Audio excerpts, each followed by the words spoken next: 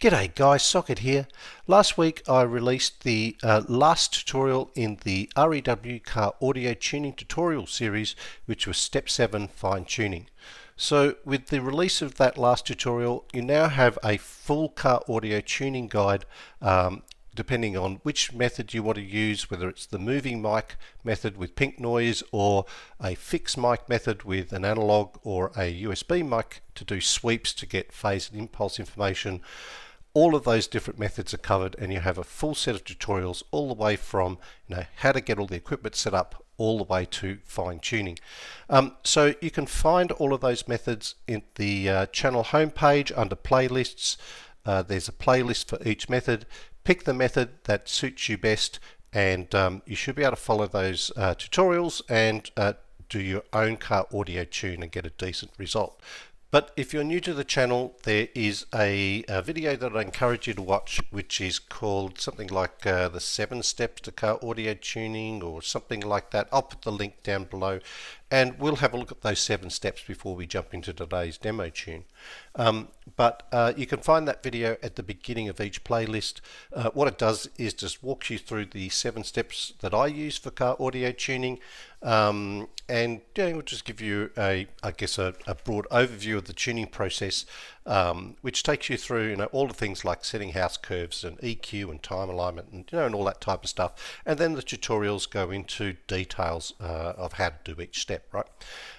So to finish off the series, in today's episode I'm going to do an end-to-end demo tune using the techniques and the steps that I cover in the tutorials.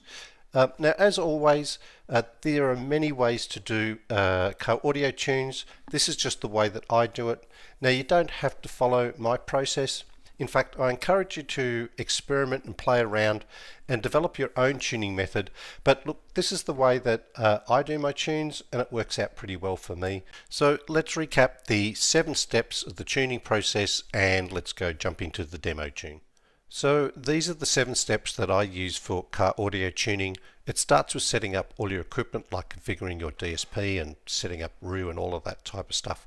And then all the way through to fine tuning, where you use your ears just to dial the tune in properly and to tweak it to suit your own personal preferences. So in today's demo tutorial, we're going to start at Step 3, which is crossovers. So we start with your full range measures. I assume that you've taken all your measurements without any crossovers or anything in, just to see how your speakers are playing naturally. And that's where we're going to start the tune. And in today's tutorial, we're going to walk through how to set the crossovers, your house curves, EQ, and time align your tune so it's ready then for you to do your last tweaks, which we call fine tuning. So that's what we're going to cover today, so let's jump on in. So for today's demonstration, we'll be using a car with an active 3-way front stage and a subwoofer in the boot. So that is a car with tweeters, mids and mid bass up front, and then of course the subwoofer. Now to get to this point, you would have taken your full range measures, and you would have used either the moving mic method with pink noise or the sweep method with the microphone fixed at the headrest. Now I'm going to cover both methods as we walk through the tutorial, but we're going to start from step 3 just after we've taken our full range measures. So if you've done the measurements using pink noise and the moving mic, you will end up with your speaker response looks something like this. And if you've used the fixed mic method with sweeps, then you will have in addition to your speaker response, you'll also have phase and impulse information, which we can use later when we're doing time alignment. But I will cover both methods as we go through the tutorials. So let's get started, and we'll just start the process by having a look at our full range measures and deciding where we're going to set the crossovers. Okay, so the first thing we're going to do is get all of our measurements up on screen, and we're going to set the resolution which we're going to work in. So we're going to apply some smoothing. So we go to Actions, Smoothing, and I like to work in 1/6. I think it's a good compromise. but it really depends. Some people like to work in 1/12. And that's fine. The difference is that when you're working at such a high resolution, when you come to do your EQ work, REW is going to try to cut that one and this one and this one and this one and boost this and boost that, and you'll end up using 25 EQ filters, just for this this little bit here.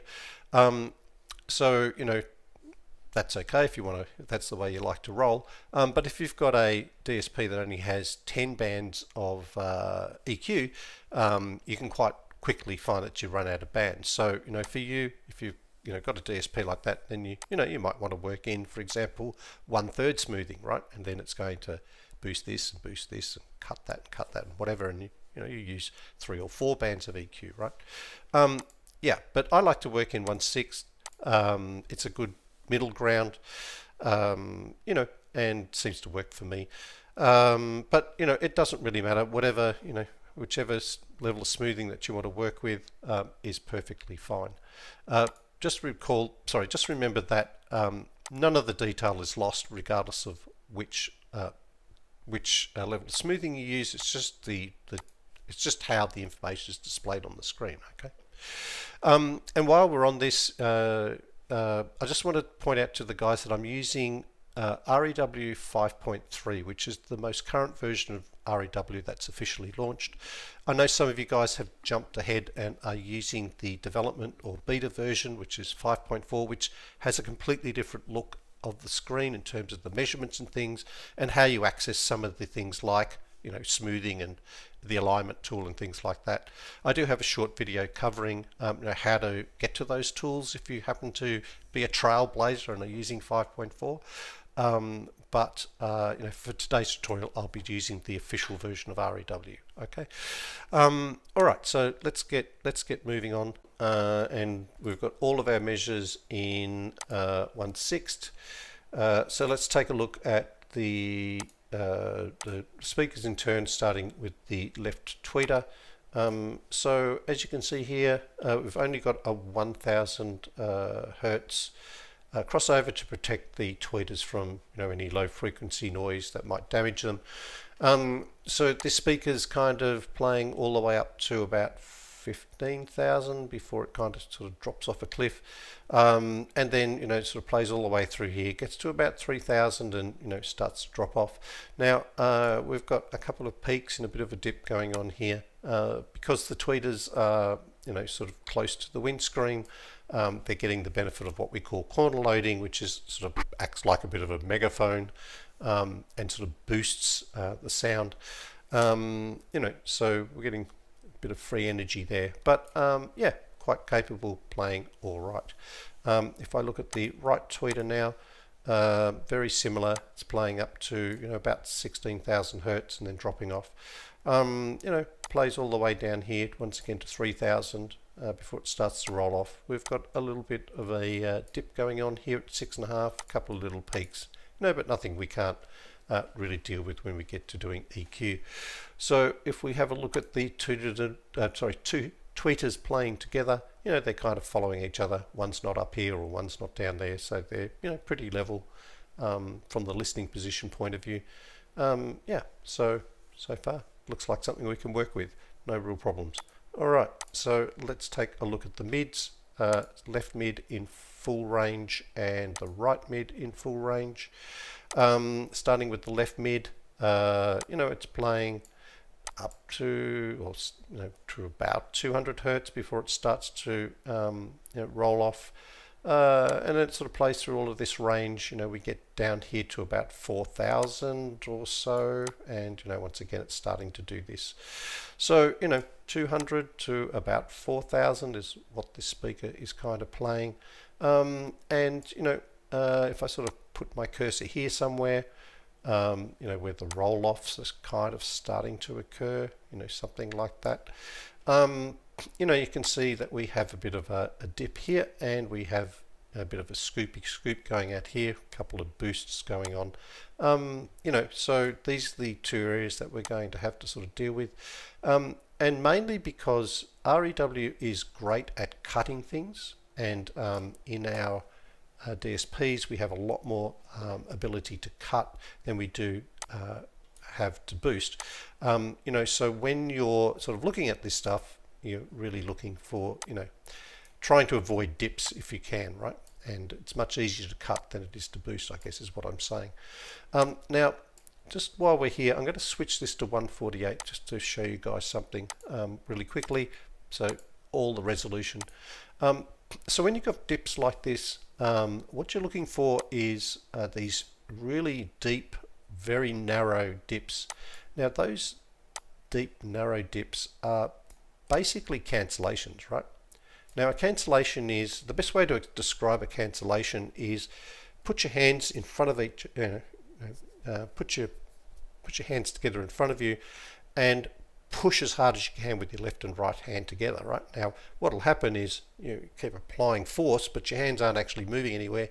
It's a little bit like that with a cancellation. You can put more energy in by adding EQ filters and adding boost and whatever, but they're not really going to move that cancellation anywhere because they're two waves pressing against each other and cancelling out, for want of a better term.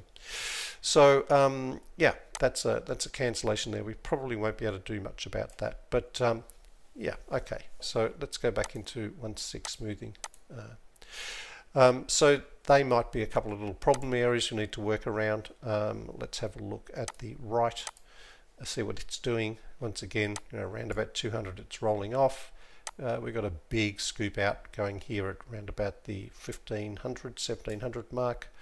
And another one here at 5000. It's hard to say where it's rolling off because, is this up here? Hard to say. But, it's probably around here and it's doing this. Yeah, but once again, we've got to deal with that little problem there, right? If we line them up next to each other and have a quick look, once again, they're kind of following each other around. Maybe the blue one could go up a little bit. I like to look at these little shoulders and see how far off they are. But yeah, they're pretty level matched. I mean, if the blue one was way up here and the orange one was down here, then, well, that's a different story. But in terms of a pair, they're in the ballpark in terms of playing together. Alright, so let's have a look at the mid bass, full range, and we'll just slide across a little bit to see the bottom end. Yeah, okay, so this mid bass is kind of playing up to about 200 and then falling off a cliff. This is all, we don't need to worry about that. We'll never get our mid bass to play up that high. We're not worried about that stuff at all. Now down on the lower end, it's hard to say where it's rolling off, but certainly it starts to take a bit of a dive around about 55, something like that. So from 50, 55 all the way to 200 would be fine for this mid bass. So that's the left one. The right one is a little bit messier. It's got this big boost thing going on and a bit of a cut here. Let's have a quick look to see if that's a cancellation or not. So we'll put it into 148 and that's certainly very deep. This is not as, if this was a cancellation, it's probably, you'd probably expect it to be way down here and very narrow. So maybe we will be able to boost that little notch out. It's hard to say, I guess we'll see. But yeah, once again, can we play it from about 50, rolling off 200? Yep, we should be able to EQ something, within that kind of range. So let's put them together and see what they're doing. Okay, so maybe this blue one needs to go up a little bit to kind of match the green line. This will be a problem area. That's 98 versus 109, so there's 10 dB difference there at 89. Yeah, but that's probably the only problem area that we're going to kind of have. So that's the mid bass, and let's have a look at the sub. Boom. Okay, no real problems with this sub. Now you can see it's sort of playing up to about 110, something like that, and rolling off. Down on the other end, it's playing up to 50 and kind of rolling off. A bit hard to tell. But we should be able to sort of set this at 20 or 30 and get a cut out all of this stuff and end up with massive bass response. Now you don't need to worry about cutting a lot out of subwoofers. You've got so much energy in the subwoofers. You're still going to get a bunch of bass even if you, cut 50 or 60% of it out, right? Don't worry too much about cutting or pruning back your subs if you need to. One thing I'll just say about the sub is often you will get a massive cancellation here, somewhere between 70 and 90 hertz. You'll have a big dip in your subs that are in the boot. Now this one does not have that dip. Normally that's caused by the sound wave bouncing off the windscreen and then hitting the sound wave coming from the sub, and then causing a cancellation. It's just the physics of the car. But we're lucky that we don't have that in this sub. But often, if you have a look in your full range measures, you'll often have something like that, and which is where a good front sub can come in and sort of fix that problem area if you happen to have it. All right, so that's all of the measures done.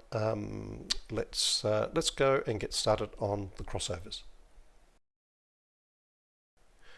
Okay, so when it comes to setting crossovers, it doesn't matter whether you've used the moving mic method or you've taken your measures using sweeps. The process of setting crossovers is exactly the same regardless of your measurement method. So when we are setting crossovers, what we're trying to do is manage the transition between two speakers. So in this case, the blue mid range and the red tweeter, right? So you can see here on the graphs kind of where they're interacting and playing the same frequency range, somewhere from about 1400 to 3200, maybe a bit higher. Maybe I could drop the level of the tweeters down a little bit. If you look at these tweeters are playing up here and the mids are kind of playing down there, so they could take a little bit of adjustment, or we could do with it with EQ. Yeah, but it's going to be somewhere in this range. I mean, I'm not going to set the crossover way up here or way down here. It's going to be somewhere where the two speakers are interacting. Now, when it comes to tweeters in particular, one of the things you need to take care of is not setting the crossover too low in the danger zone where they could be damaged by low frequency notes. So the way to sort of figure that out is if you look at your tweeter specifications, there'll be a value there called FS, or resonant frequency, which is the frequency in which the speakers kind of lose control of the cone, and is the danger zone where damage can occur, particularly to tweeters. So when you're setting your crossover, let's say we have a FS on this tweeter of 1000 hertz, down here somewhere. If I'm running a 24 dB slope, then I want my resonant frequency, I want my crossover set no lower than 2 times the resonant frequency. So that means that I don't want it set any lower than 2000, right?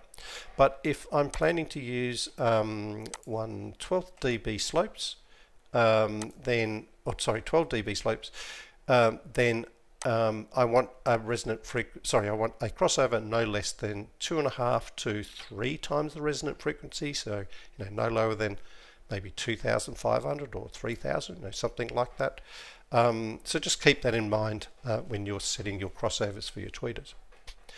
Now the other thing I consider when setting crossovers is I don't want to set crossovers in a massive problem area, right? Like somewhere here. In fact, it's probably better to have a look at the right tweeter because it illustrates this probably a little better. So I'm going to set my crossovers. Here's a big dip. Here's a big dip.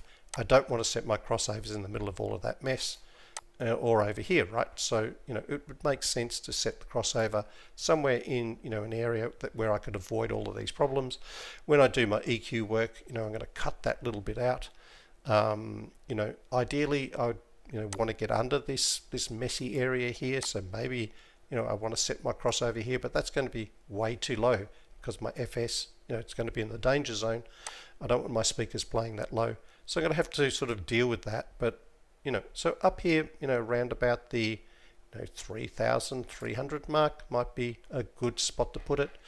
The other thing I'm trying to consider is, these speakers are play different roles in your car audio system.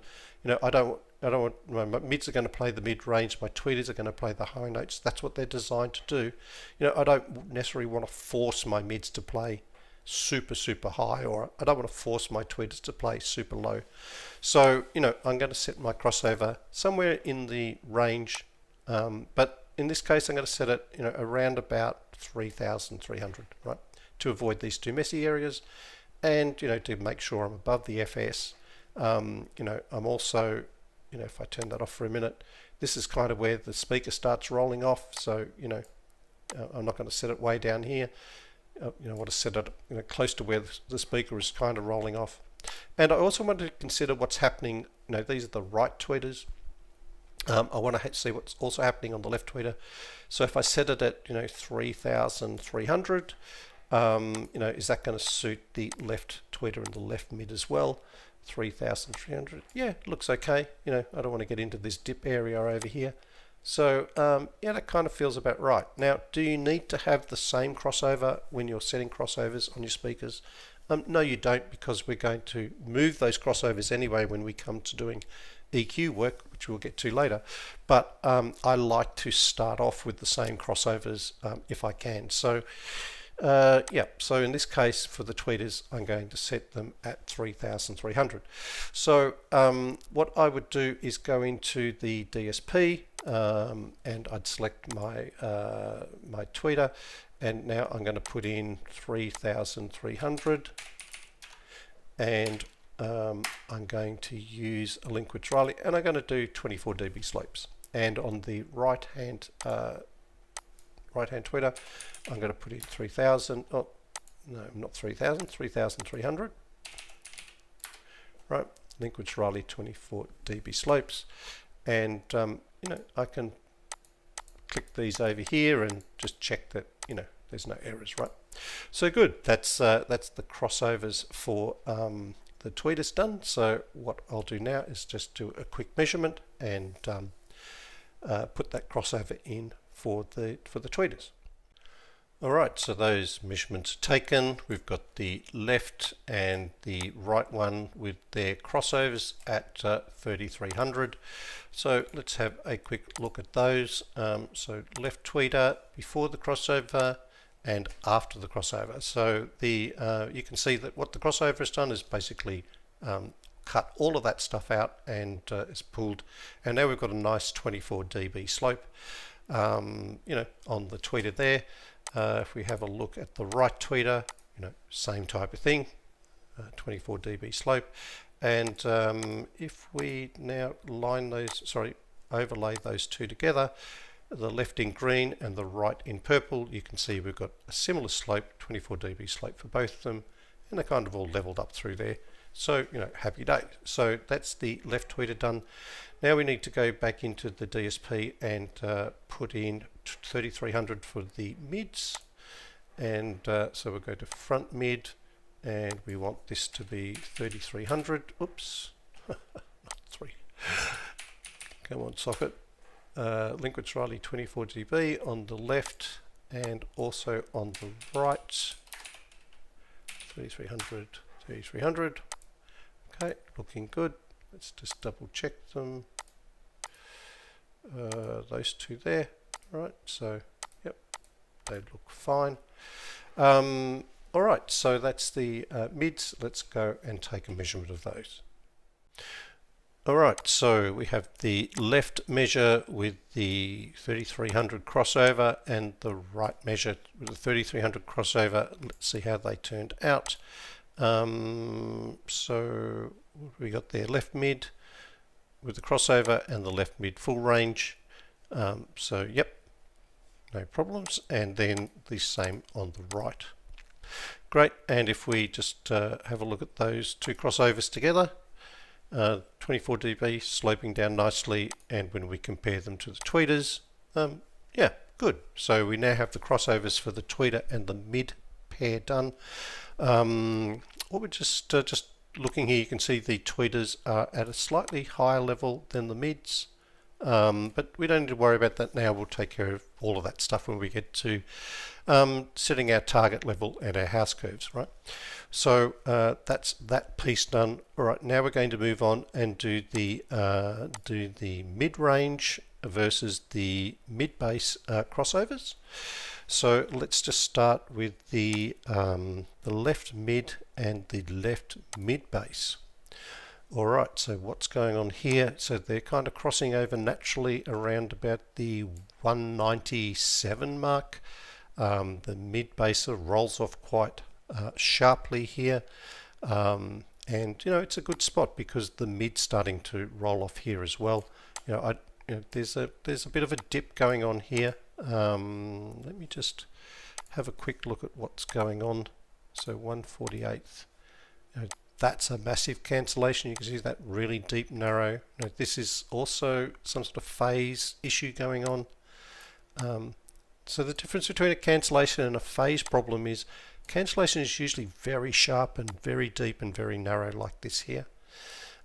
Whereas a phase issue tends to be a little more broader and a little less deep, right? So this is some sort of phasey thing that's going on. Some sort of phase shift or something that's going on in the mid-base response. But it's something we could probably sort out. This is definitely something that we couldn't, right? So yeah, just interesting to be able to look at the different patterns that you're getting when you switch to 148 to see what's really going on in the measurements. But back to crossovers. Yeah, so I want to kind of avoid this problem here if I can. So maybe I'll move the crossover back a little bit like that. Once again, I don't want to force the mids to play any lower than they really need to. It's really the job of the mid bass to play these frequencies down from the high hundreds and lower. But I'm probably going to be okay if I set the crossover down here at maybe 170, 175. So I think I'm going to start with 175. Should be able to get something out of that okay. Let's have a look at what's happening on the right hand side though first before we make a call. So right mid and the right mid bass. And so yeah, it's a little bit messier over here. It's kind of naturally crossing over at about 160. There's a bit of a peak going on here. But yeah, we could probably set the crossover at 175, maybe something like that. Probably would be okay. So I think that's what we're going to do. We're going to go with that. So I'm going to put 175 on the mids and on the mid bass. So let's go into the DSP and do that. So on the front mid, we're going to want 175, Linkage Riley 24. On the right mid, I want 175, Linkage Riley 24. And while I'm here, I'll do the lows as well. So the mid bass 175 and the right mid bass 175. Cool. All right, I'm going to go take those measures and we'll take a look. Alright, now I have those measurements. I got the left mid, the right mid, the left mid bass, and the right mid bass. Okay, so we've got all of those. Let's take a quick look. So the right mid now with both crossovers in it, and the left mid with both crossovers in it. Okay, so they're kind of lining up. Looks fine. Got a big dippy here that we're going to need to deal with, but yep, crossovers look great. Let's have a look at the mid bass. So that was the left mid bass, now with the crossover in it. This little dip is still showing up, but yep, I mean we've pulled all of that out, so that's the left. And let's look at the right, same thing, pulled all that out, no problems at all. Okay, so let's look at them both together. So this is the left and then the right. Yeah, it's from 212 down. It's rough, but it's following each other. But what we have a problem is with this massive dip here at 90, and we've got a big gap between the two here at this point. Let's look at them with the mids brought in. So there's the crossover there at 188 is where the two are interacting, and we've got a big hole here. Now these two aren't really lining up here, so maybe we'll need to lift, what's that, the left mid base, that one there in green. Might need to lift that up a little bit, but yeah, we'll see when we come to doing our house curves and all of that stuff and level matching. So, but the crossovers are kind of in. So that now leaves us with doing the sub and the mid base interaction. So let's just bring them up and have a bit of a look. Here's the sub. No real problems that we need to avoid here, but once again, we don't want the sub playing super high because that's the role of the mid bass, right? So left mid bass, right mid bass. Let's go down here a little bit so we can see. Yeah, look, we could literally cross them, wherever we kind of like. Now, I don't want to really cross them here at, with this problem area is here.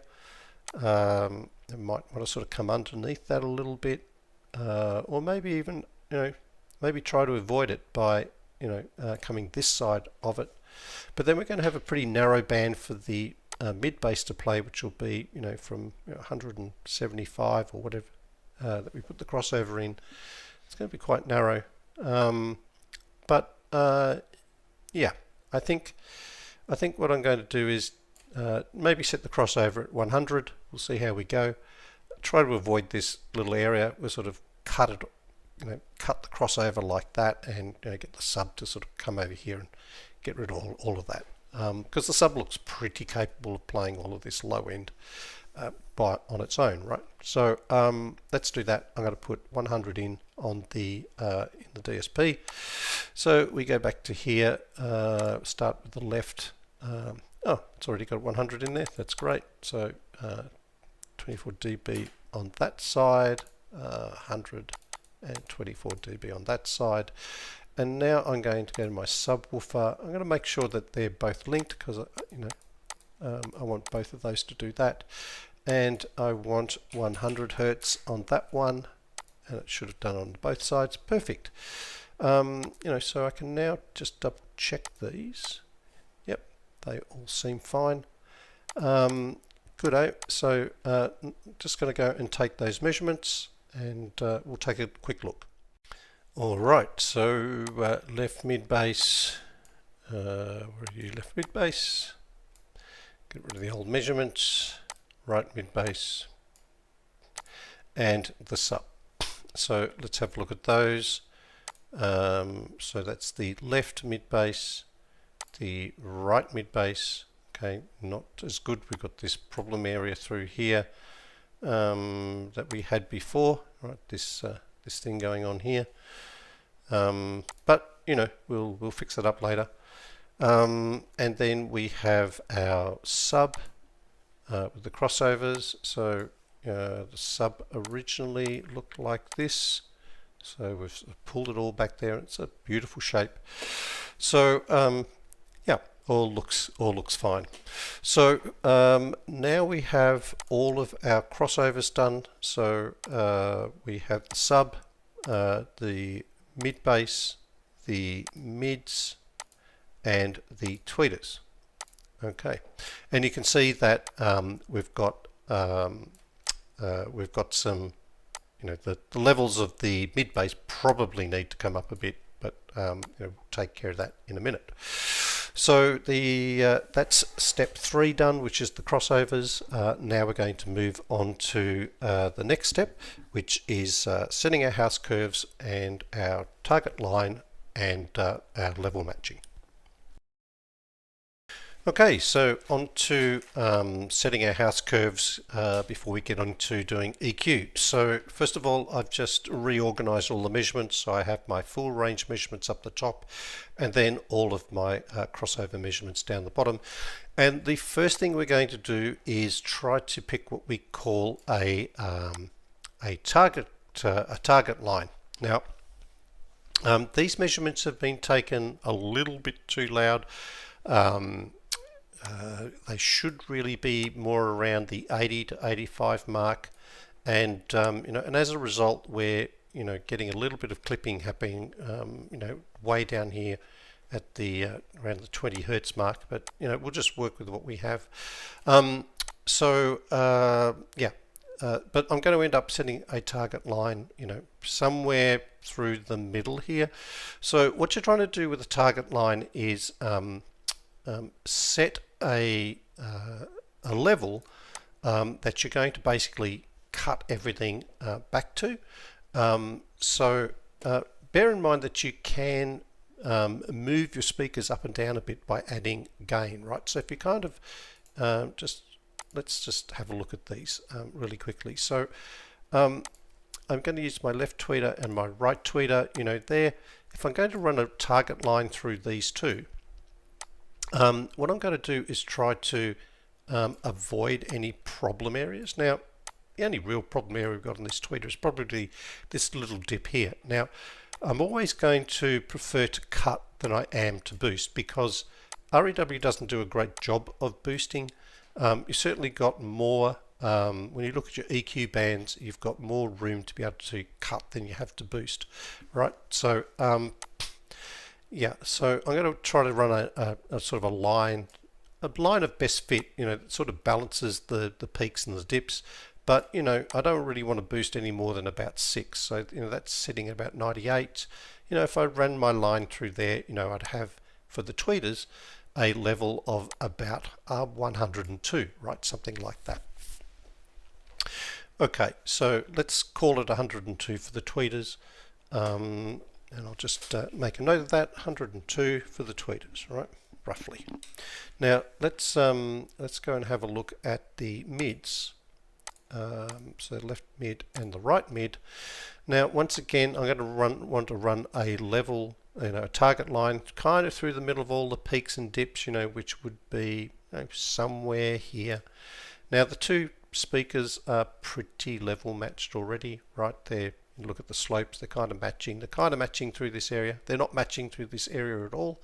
But I don't need to move the speakers up and down just yet. So once again, I'm going to set a target line probably through here, because otherwise, if I set it up here, I'm going to have a great big scoop out in this area and this area in my tune, and I don't really want that, right? I'm not going to be able to boost all of that up, so I'm going to sort of drop my line, down here somewhere. Once again, I can't boost any more than about 6, so 93 to 99 would be the most I could cut, but there's a lot going on here. So I'm going to kind of drop it, maybe down to, let's call it 90, 97, right? It means I'm cutting out all of this stuff here, but this is probably a little bit of free energy because it's corner boosted, by the windscreen. So it's okay to kind of cut all that. I'm not really losing too much. It's kind of free energy anyway. So I'm going to set, just to, because I like nice round numbers, 97 for the mids. So 102 for the tweeters, 97 for the mids. We'll work this all out in a little second. So let's look at the mid bass. So once again, mid bass. Now these are not looking great. I think that these two lines aren't really lining up through there. I got a big scoop out here. I probably either want to drop my mid bass down, or I want to push this right mid bass kind of up a little bit. But which one would I adjust? Well, okay, I'm going to run a target line. I know that the mids are going to be about 97, and I know that the other ones are going to be about 102, right? So somewhere there and somewhere there. So I know that we're probably going to bring the tweeters down to match the mids at 97. So maybe I'm going to set the target line here at 97 as well, right? So let's see if I play around with the measurement actions thing and select the right mid bass, which is measurement 13, and let's just see if we play around with this a little bit to see if I lift it up a bit, because I got, if I went to 3, does that really help?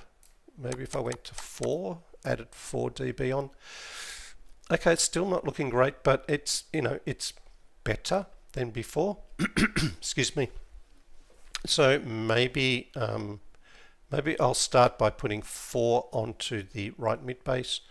So what I will do is go into the DSP and on the right mid bass, which is this one here, let's turn off some of these other things. I'm going to add on, excuse me, 4 dB.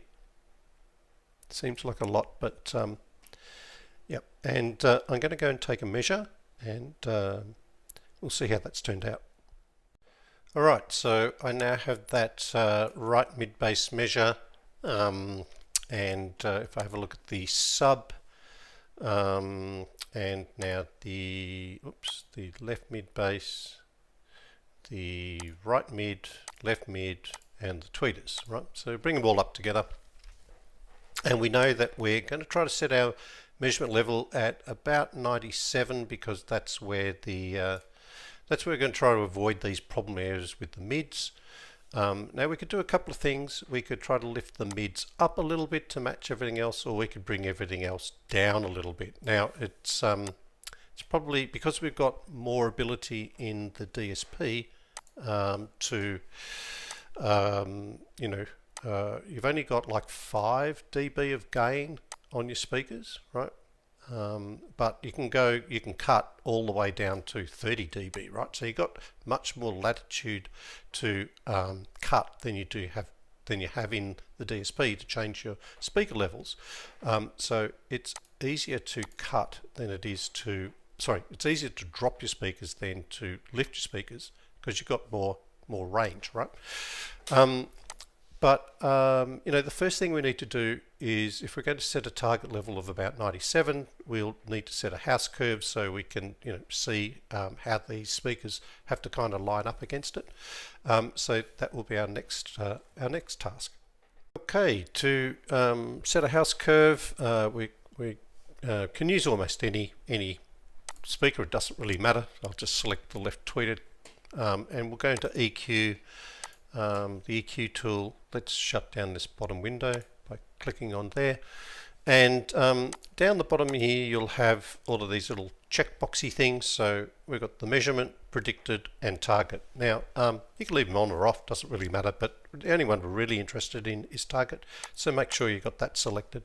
And we're going to go into the target setting drop down, and the first thing we're going to do is change this to full range, and with a cutoff of 20, which I think is as low as it will go. No, it'll go to 10. All right, so we'll set that to 10 if we can. Yep. Okay, great. Then we want to click on Add Room Curve, and you can just see the room curve way down here, right? This blue room curve. But because we've selected 97 as our target curve, target line, we'll put in 97, and boom. There is the target curve there. Now you can set up your house curve whichever way you like. You can import one. I'm just using a basic one here, and I'll just show you how to create one in REW. But all the instructions for how you load in house curves and all this other stuff is already covered in the tutorials, right? But today I'm just going to create my own. So we want a low frequency rise. We don't want this flat, otherwise we just won't have enough bass in our tune. So I'm going to start the low frequency rise. Doesn't really matter. Usually I start it from 250 or 200 or something. So I think we've got the crossover in at 175 or something like that. So maybe I'll pull this back to 250. I want it to end at 20, and I want a low rise. I'm going to add 4 dB. That's pretty typical, 3 or 4 dBs. Pretty normal for an SQ tune. I don't want any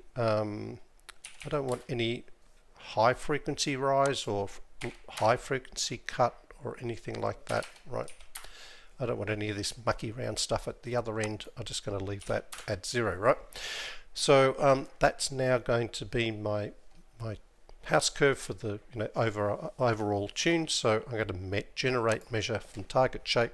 Now I can close that down, and there it is. There's my house curve, right? So I'm just going to call that house curve at 97 dB target, right?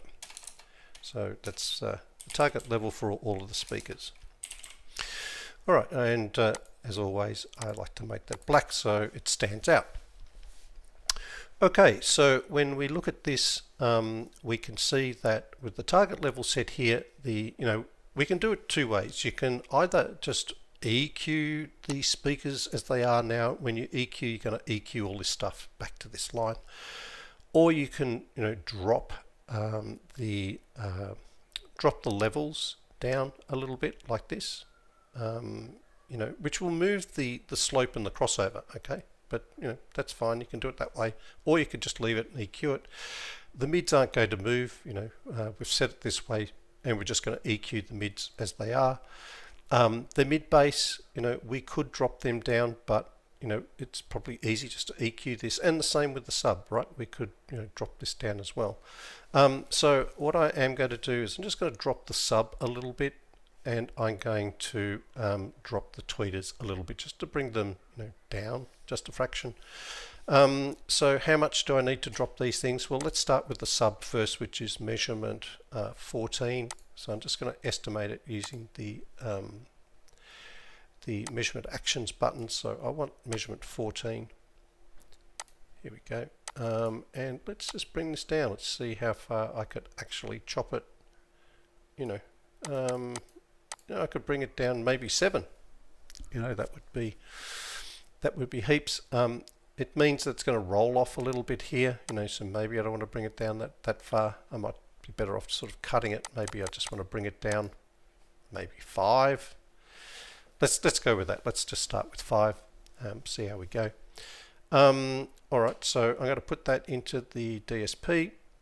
So the subwoofers I'm going to drop by 5. Right. Alright, so I'll take a measurement of that and be right back. Alright, I've taken the measurement with the gain dropped by 5, deleted the old measurement. So now we have the new measurement of the sub in blue here, and now we need to figure out just how much we need to drop these two tweeters. So if I just run a line through here, I think 101 I think we said before, so might need to drop them 4 dB. Let's just have a quick look. So measurement actions, the tweeters are measurements 8 and 9, so let's start off with number 8, and let's see if we bring them down, something like that. So let's bring them down 5. Right, so that'll be measurement 8, and measurement 9 if I drop that by 5 as well. Yeah, okay. So that looks pretty good. Maybe that's a little bit deep. 94 through to 97, so 3 dB. No, that'll be fine. Alright, so I'm going to drop both of those tweeters by 5. So once again, I'll go into the DSP. I'm going to take 5 off the left and 5 off the right. Okay, now I'm just going to go take a measure of those, and we'll have a look at what we got. Alright, so we now have the 2 new measurements of the tweeters with the levels dropped by 5 dB. And if you now have a look, we've got everything kind of level matched, ready to EQ against this black house curve line. Yeah, so but before we do that, the next thing to do is we've got to create some individual house curves for each of the speakers. So we need a house curve for the tweeters, the mids, the mid bass, and the subs. So let's go and do that now. Okay, so when you're setting house curves, it for your individual speakers, it doesn't really matter which speaker you select to do it in. You need to use the EQ tool, obviously. But so let's just grab the right tweeter as a starting point, and we can just open that up. We're going to want to be in the target settings area, and you're going to want to have this target item selected. So if for whatever reason you can't see your house curve up on the screen, it's because either you have this not selected or displayed, or you have your target level too low. So if I scroll down a bit, there's the house curve, but it's way down here at 0 dB because I haven't put a target level in, right? So the first thing I always do is just pop in our target level, which is 97. Okay, so now what we're going to want to do is have a house curve for our tweeters. Now we know our tweeter crossover is 3,300, so we can pop that in there. And I always like to use a speaker driver when I'm setting house curves, just to be nice and consistent. So the way that this works is you'll have your high pass and your low pass. Now if I'm doing a tweeter, I just basically go here and click none, and then that will give me, my typical high pass filter curve, and I can put in, my crossover here, which is 3,300, and boom, there I go. I've got my shape for my crossover. Right now, I'm going to want a Linkwitz-Riley 24 dB, so that's an LR4. So that's the crossover or the house curve for my tweeter. Now, down here, I also click on Add Room Curve because I want a low frequency rise. So the difference between these two panels is this will give you the house curve, and this will give you the adjustments for your high frequency fall or your low frequency rise, which is our 4 dB. So I think we set this to be 250 from memory. Let's just check it out in the left tweeter. Yes, 250 and 4, that's the important numbers to remember. Make sure that that is always the same. So 250 and 4. Now that's going to be way over here, so it's not going to affect this house curve. But now that we have the house curve set for the tweeter, I can just click on Generate Measurement from Target Shape, right? So click on that, and now we should have a house curve for the tweeter. Right, and that's that one in purple, and I'm going to just set that black like that, right? Okay, so that's the tweeter with a 24 dB slope, and let's have a look at doing the same on the mid. So we're going to just use the left mid for this one. EQ, open it up, make sure it's a speaker driver. I'm going to want a crossover of 175, I think was where we set it.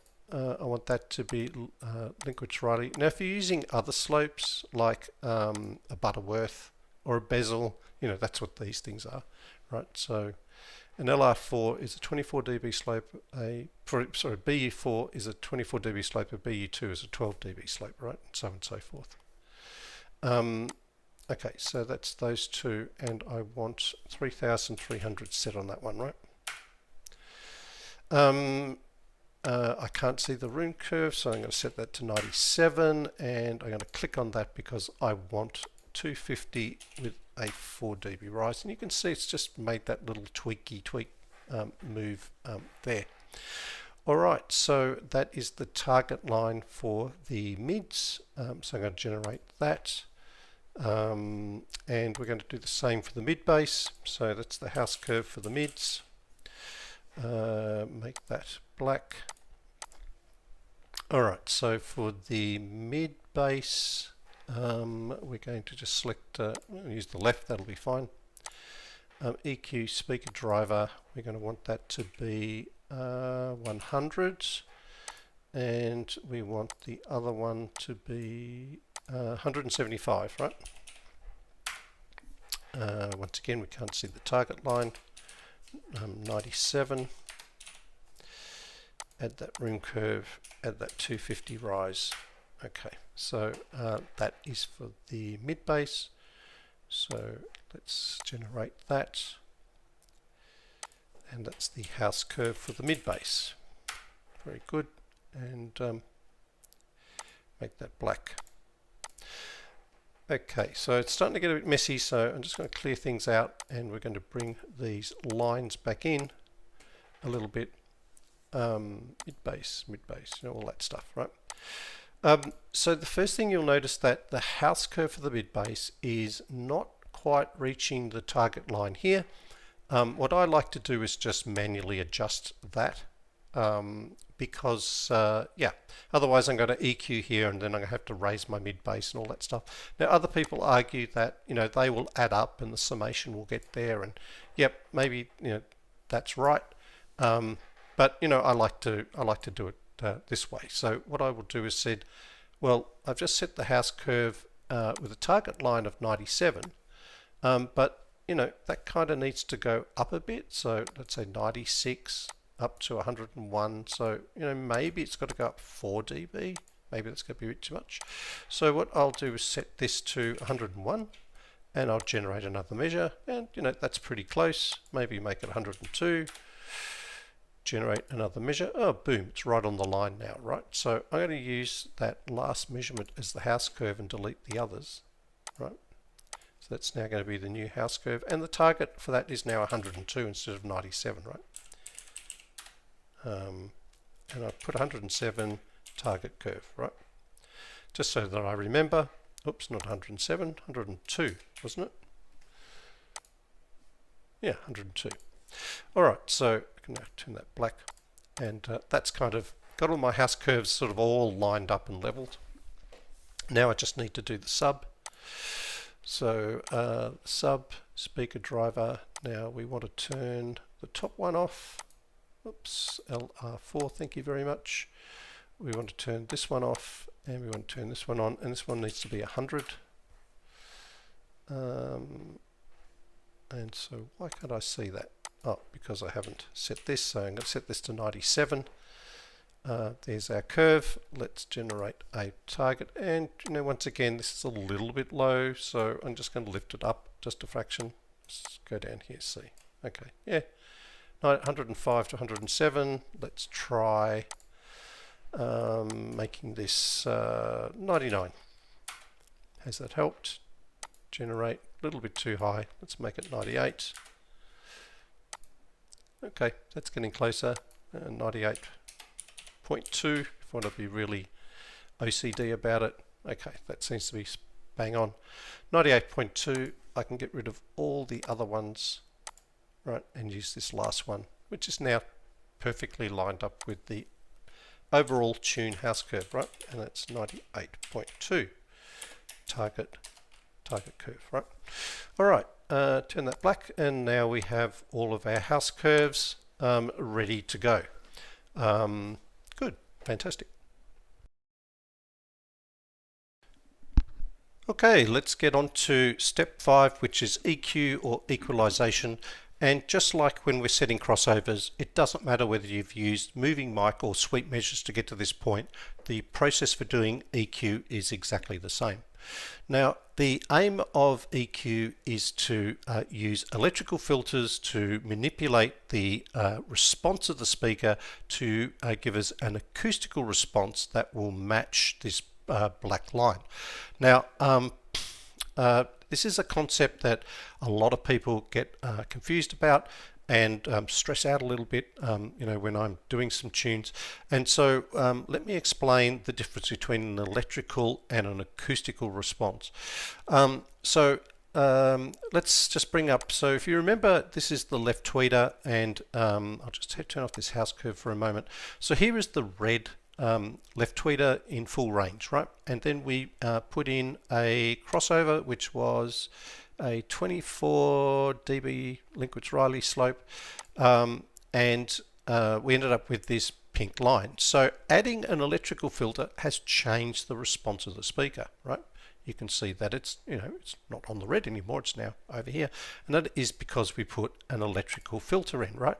Now I could also add some PK filters and and all of this other stuff, different types of electrical filters, or high shelf or a low shelf filter. So change the crossovers, and they would all have the same effect of changing the response of the speaker, right? Why am I in that screen? Here we go. Back here, changing the response of the speaker. So if we use the right the right types of electrical filters, we can manipulate this pink line to match the black line, and that is the aim of doing EQ. So when we do the left speaker and then we do the right speaker, we might actually find in our DSP that the left one has a Linkwitz-Riley 12 dB slope, but the right one might have a Linkwitz-Riley 24 dB slope, but its crossover might be 3000. And then people sort of go, oh, but socket, you can't have mismatching crossovers, and the answer is relax.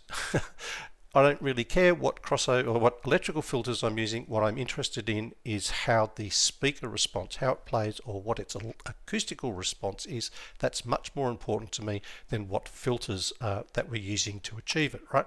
So yeah, that's probably one of the biggest misconceptions in tuning, is that you've got to have everything kind of matching in your final tune.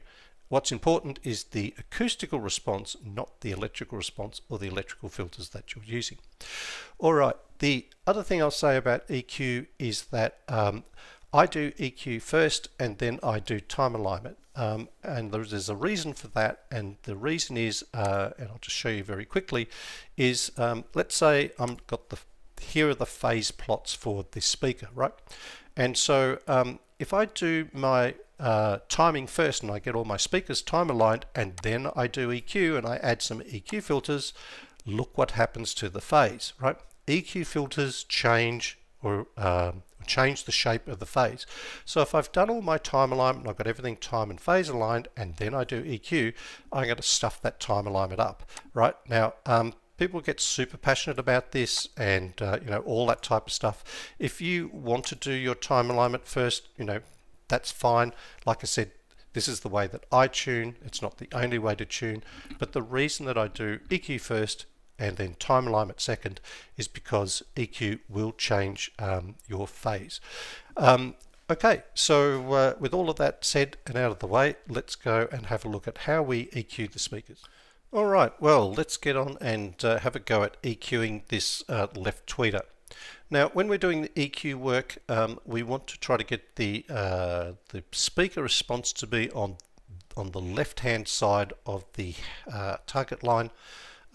So at the moment, if we tried to EQ that, well, actually, let's do a little EQ and I'll show you what will happen. But if we go into here, and we're going to have to set up the house curve for it, which is a speaker driver at 3300, right?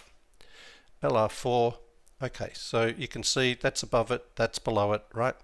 We want to, let's say, EQ it from 400 to 20,000, right? Okay, so let's see what happens when we try to do that. And you will see that if I turn off the measure, it's EQ'd the top, but it hasn't EQ'd the bottom. And the reason for that is because the speaker response is well below the slope, and REW can't boost it up that far, right? So that's why we need to push the speaker response to the left-hand side or outside of the house curve target, right? So let me just reset those filters. All right, so let's go back. So we're going to have to push this out.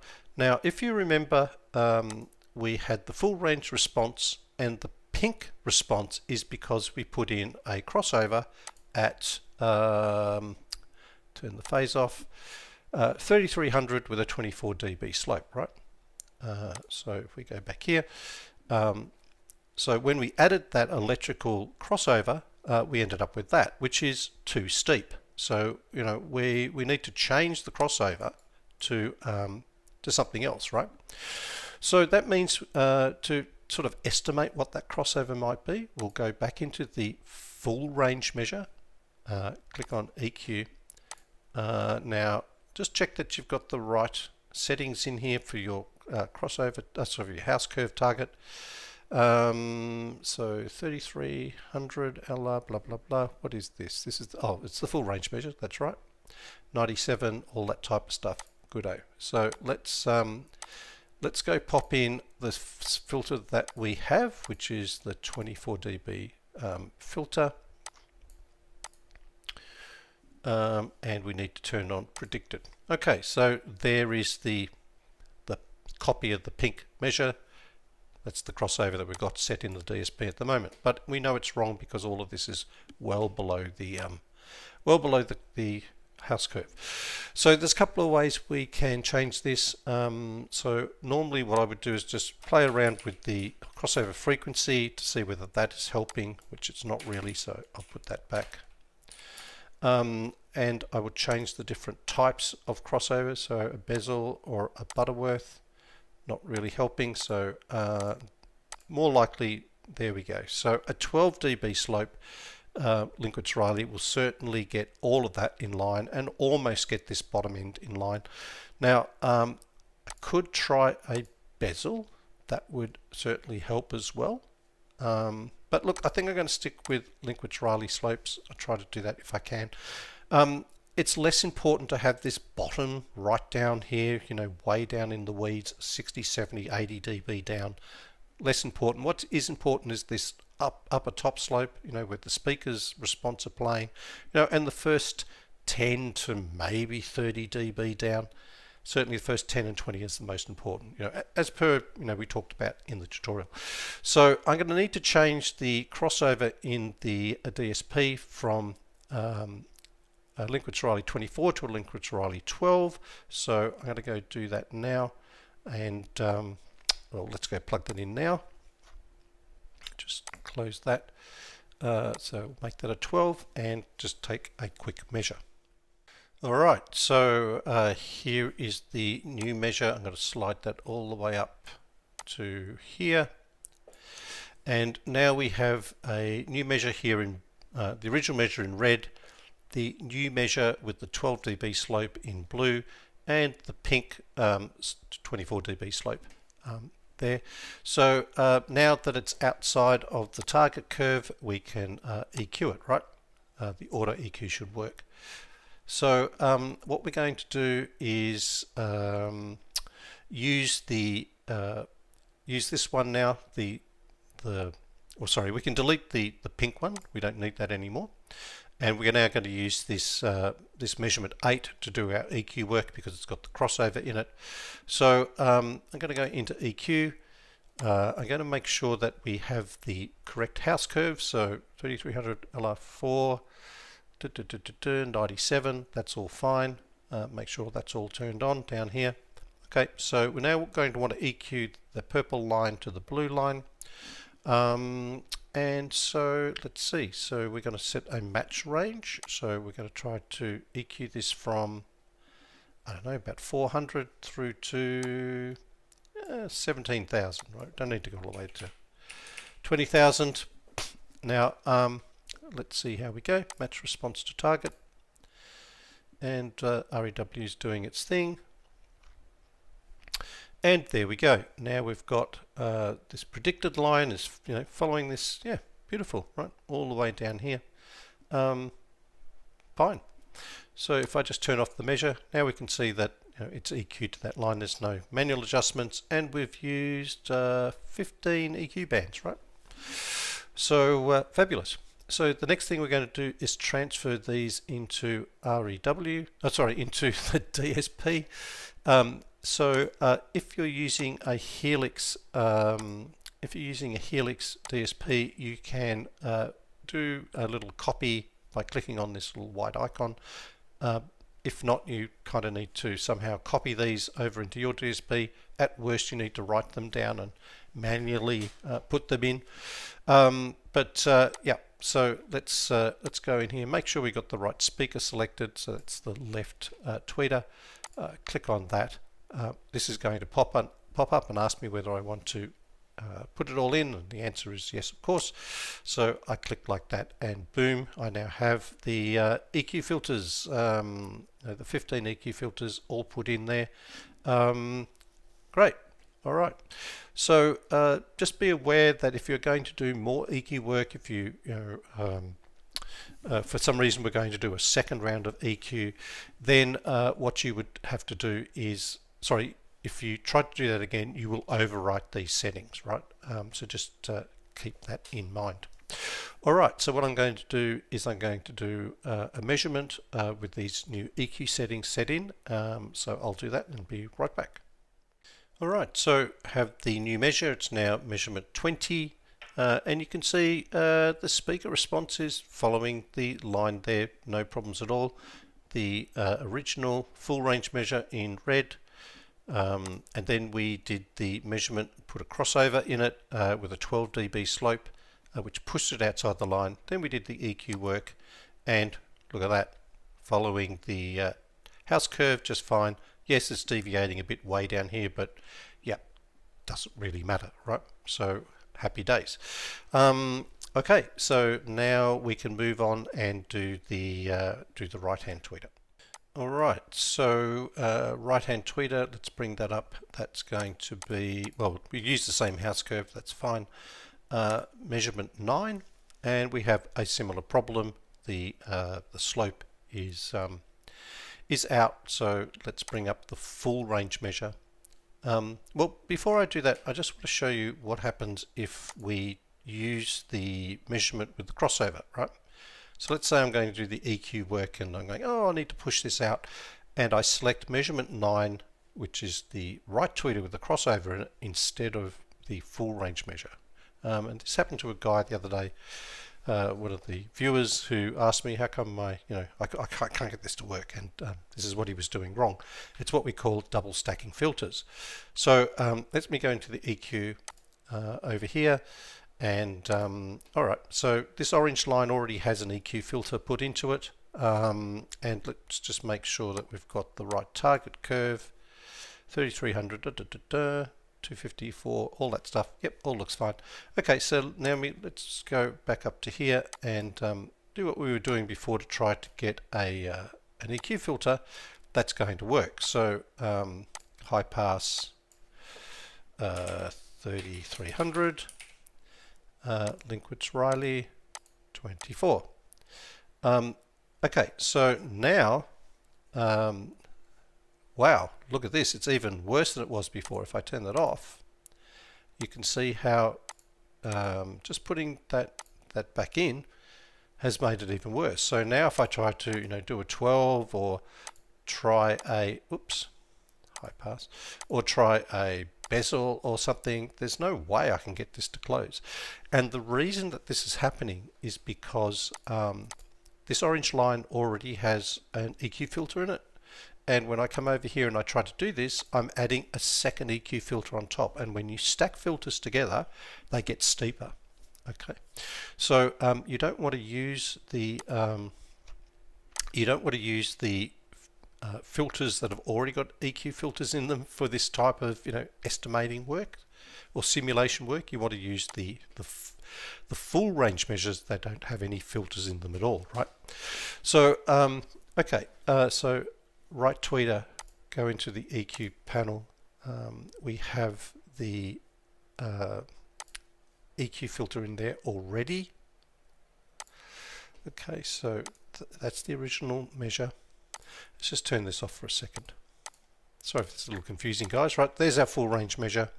Let's make sure we've got the house curve for it. So 3300, speaker driver. Add a room curve, we want that to be 250, we want that to be 4, we want this to be 97, right? There's the house curve. And now what we want to do is put in our original crossover. So I think just make double check, the right hand side is 3300, Linkwitz Riley 24, yes. Okay, so let's go back into the EQ panel. Here we are. So high pass 3300, Linkwitz Riley 24. Okay, so there's the line, the predicted line with the crossover in it. We know that that is too steep. On the left-hand tweeter, we solved that with a 12.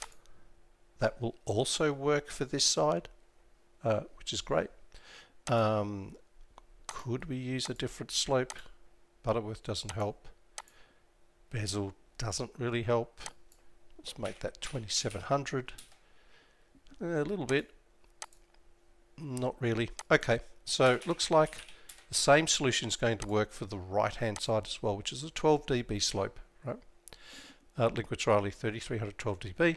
So once again, we'll go into the DSP, select the right high, change this to a 12, and we'll go and take a measure. All right, well now we've got that measure as well. So the green is the full range, the blue is now with the 12 dB slope, the orange is the original 24 dB slope. So we can now slide that measurement up to underneath the right tweeter. We no longer need the measurement 9, that can go. And now we're ready to do the EQ work. Now we don't need to do the EQ work in the full range measure because we could, but it means that we'd have to have this crossover set. There's no reason you can't do it in full range measure, but it's much easier just to do it down here now in the where are we? The right tweeter, the one that already, this blue line, right? Measurement number 9. Doesn't matter, you can do it either way, but let's do it this way. Alright, so we open that up, make sure we got the house curve in there. Yep, all looks fine. We're going to run the same filter range, which is 400 through to 17,000. So we just hit match response to target and see that REW do its thing. And boom, there we go. REW has used 19 filters out of 20. Good work, nice work. Okay, so once again, if I just turn off the original, there is the EQ'd response. A little bit out here, but nobody cares, right? So great. Once again, same thing. We're going to transfer this into the DSP. Make sure that you've selected the right, the speaker that you want to transfer this information into, which is in our case the right tweeter.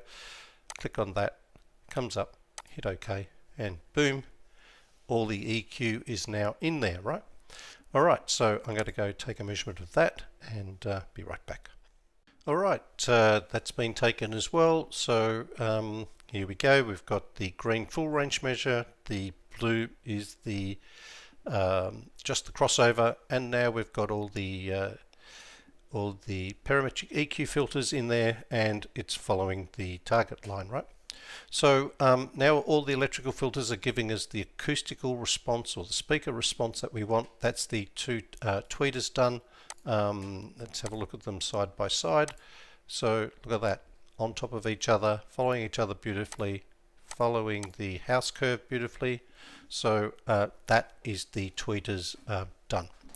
Alright, let's move on to the mids. Alright, let's start off with the left mid. So let's clear everything out.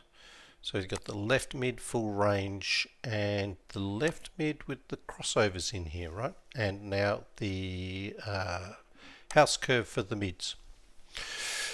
Okay, so same problem as we had before. We've got the response of the speaker with the crossovers in on the wrong side of the target line, so we're going to have to fix those two bits up first.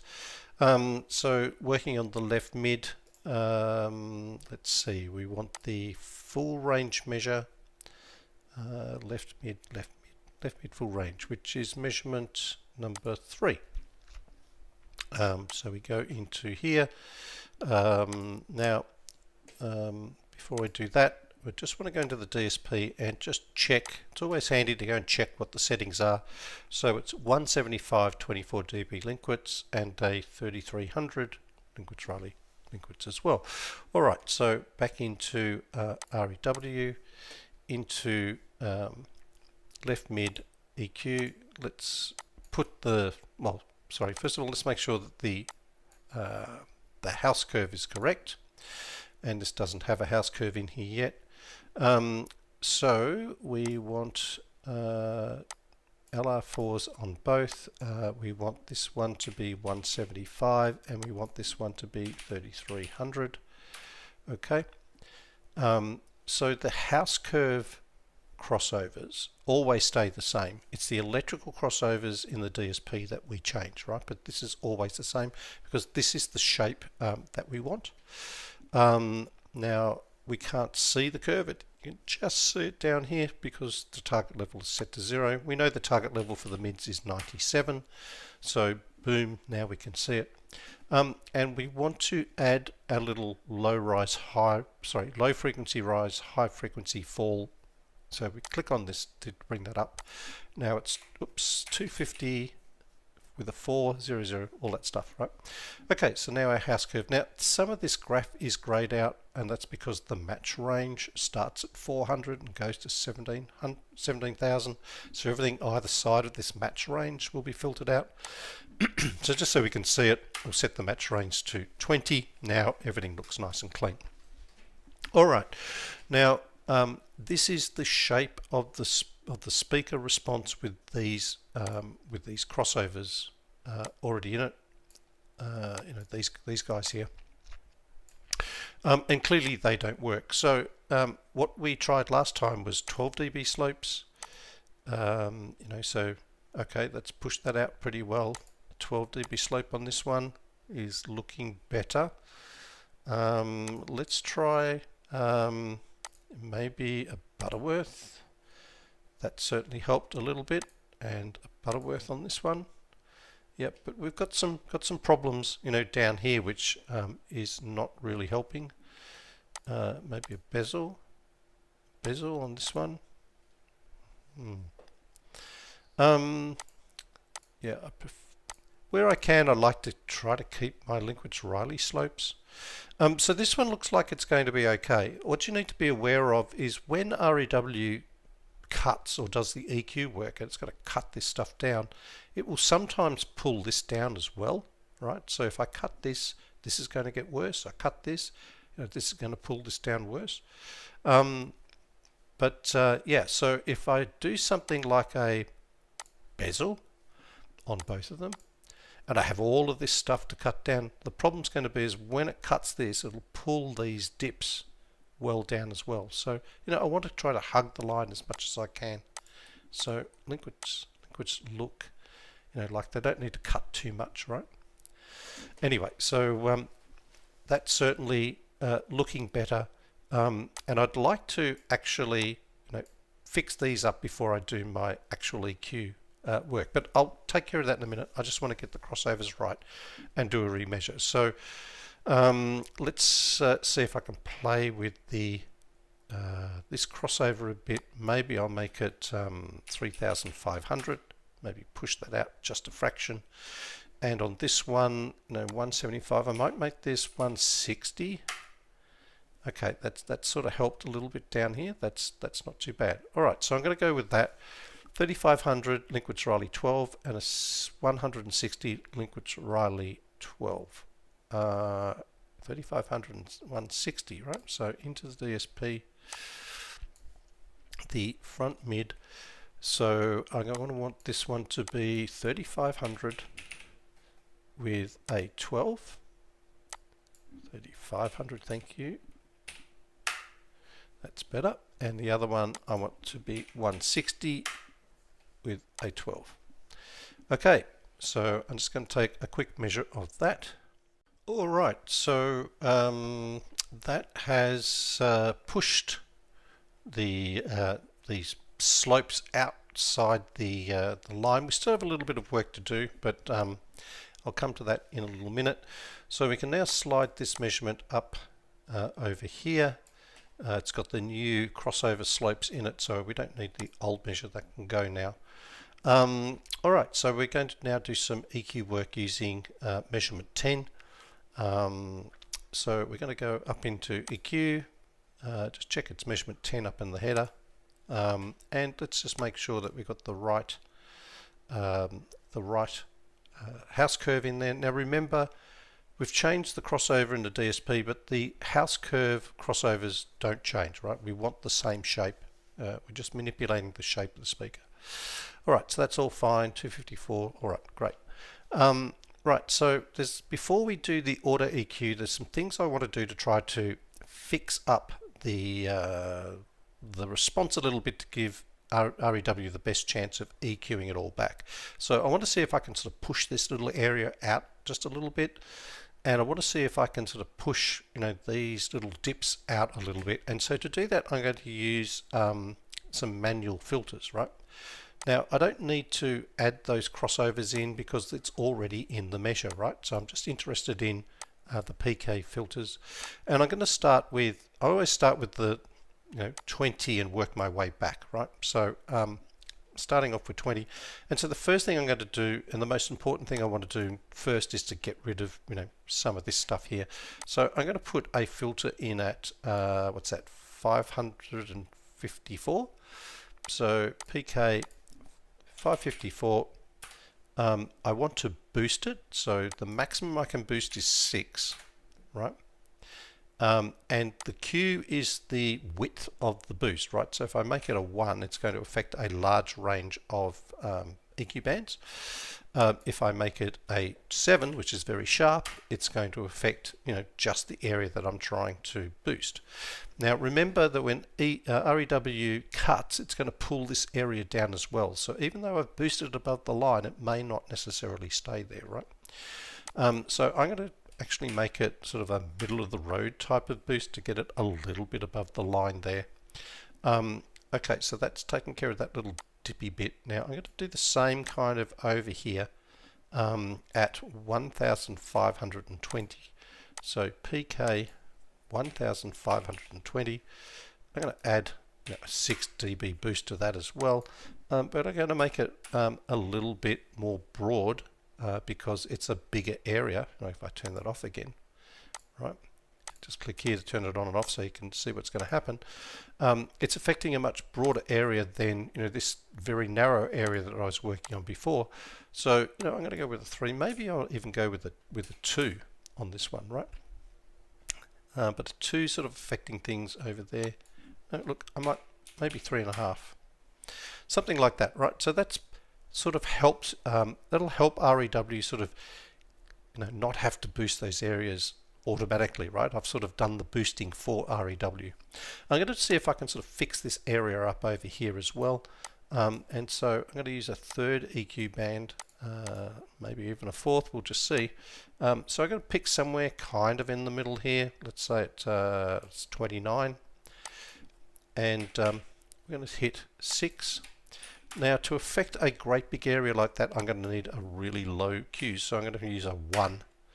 And you can see that that's closed it a bit, but not completely. So I might even need another one. This time I'm going to put it in at a little bit lower, down here, maybe at 23. Give it another 6 and another 1. Right. Okay. Now we're getting close. Right. That's probably enough. Right. And if I've really wanted to do something, I might even put a manual one in here. Okay, so that's going to be 4,520. Maybe only a 3 this time. Maybe a bit more. 4. And it's a pretty, I'm using a pretty narrow filter. Narrow Q. Let's do 5. Okay, so now I've got most of the area outside of the area that I want to EQ. Now, one last thing, those manual EQ bands that I've just put in, and I've used 5 of them. 1, 2, how many have I used? Anyway, 1, 2, 3, 4, 5, yeah. I need to turn off auto EQ, otherwise when I run my auto EQ, it's going to copy over those settings, right? And that only leaves me with 15 bands left, right? Now, there is a way to get more bands. Now, on my DSP, I've got 30 bands of EQ. So, what I'm going to do now is show you how to do that. And the way it's done is a couple of different ways. One is you can select your DSP manufacturer. So mine's Audio-Tech Fisher, and I've got 30 bands, right? And what it's done is it's given me the whole 30 bands. The auto EQ stuff is been transferred over. You can see the filters there. It's turned all the auto EQs back on, so I need to, turn them off again like that. Otherwise, they'll get written over. But those five, I think we said, yeah, 5 filters are still there. And now I've got my 30 EQ bands back. But the only thing I need to just point out is that now I can't add crossovers and things like that if I want to do more crossover work, and I don't have things like all pass filters and stuff in here, which is fine. The other way to do it, if you don't want to do it that way, is go back to generic, and yep, all our bands are still there. Down here in generic, you can click on what they call configurable PEQ. And then there's a little icon here where you can pop up here and change it to, I don't know, 25 or however many bands you want, all of this stuff, and just apply changes. And then once again, okay, now I've got 25 bands. Those auto EQ things are still there, or the filters that we put in are still there. But once again, you don't have all pass filters or crossovers, right? So if you want to do all the crossover work and all of that type of stuff, it doesn't matter now because we've already put our crossovers in, so I could easily use it like this. But you need to have this set to generic, right? And when you're in generic, you've got crossovers, and you've got all of these things, including your all pass filters and other things, right? When the setting is on generic, right? But anyway, we're sort of getting off track a little bit. I'm going to want my 30 bands of EQ, so I'm going to set it to Audio Tech Fisher with my 30 bands, and I just want to make sure that the filters are in there and all switched off. Perfect. Goody, goody, good. So let's do some auto EQ. I can just double check all that looks fine. Alright, so now I want to run a auto EQ maybe from 30 through to 11,000 maybe. You can play around with this. The problem is if you go too low, it then starts to try to EQ and pull all this down. Just wastes filters and makes a bit of a mess. So I'm going to go 30 through to about 11,000. Right? Not all the way. Okay, let's give it a go. Match response to target. Let's see what REW does. And there we go. It's pretty much used all the filters, right? And there we go. So, yep, it's used used all 30. But we got a pretty good response. All right. So once again, you would have to copy those somehow into your DSP. Because I have the Audio Tech Fisher, I can just bring up my left mid, click on the little transfer icon, and boom, there we go. The EQ is transferred over. Alright, I'm going to measure that and be right back. Alright, so that's been measured, and now we have in blue the full range, in red the speaker with the 12 dB slope crossovers put in, and now the green, which is the left mid range that's been EQ'd. So let's turn off some of those so we can have a better look. And there you go, right? So not looking too bad, and matching the house curve pretty well. I mean, if we had an extra EQ band and we're really picky, we might bump that up a little bit. But these, 97.4 of a dB, I mean, hardly anything. From peak to trough, that's 97.75 to 90. It's a 1 dB, 2 dB maybe in this wriggly area. Right? Yeah, okay, so that looks pretty good. All right, let's move on to the right mid. All right, so we can get rid of the left. Let's bring up the right mid, full range, and the house curve for the mids, and the right mid with the crossover that we put in. And once again, you can see in blue, this is not quite outside the line. This is a long way from being outside the line. If we go and look at the DSP, we've got the 175 24 and the 3300 24 Linkwitz Riley. So you guys probably know what we're going to do next. We are going to get rid of we're going to go into the full range measure for the right mid, and we're going to see what crossovers and things we need to put in here to sort of get them outside the target curve, right? So into the EQ section, let's just make sure we've got we've got a house curve set up first, so just put in the original 3300 LR4. Remember, this never changes, right? It's the DSP where we make the changes to the crossover. Add the room curve. This will be 97, 250, 4, all of that stuff, right? And okay, why? Oh, I've got these round the wrong way. So 175, 3300, right? There we go, that's better. All right, and then of course I've already got the crossovers already in here. 3300, 24, 175, 24. Moved it over there so we can see what's going on. So I think so far a 12 dB seems to have worked the best for us. Seems to look like it's going to work okay again, but this is not that far out. Let's try 3500. Yeah, no, not enough. I definitely think it's going to be a 12. Yeah, more than enough. I can bring that back to 33. Maybe even a bit less, 3000 if I wanted to.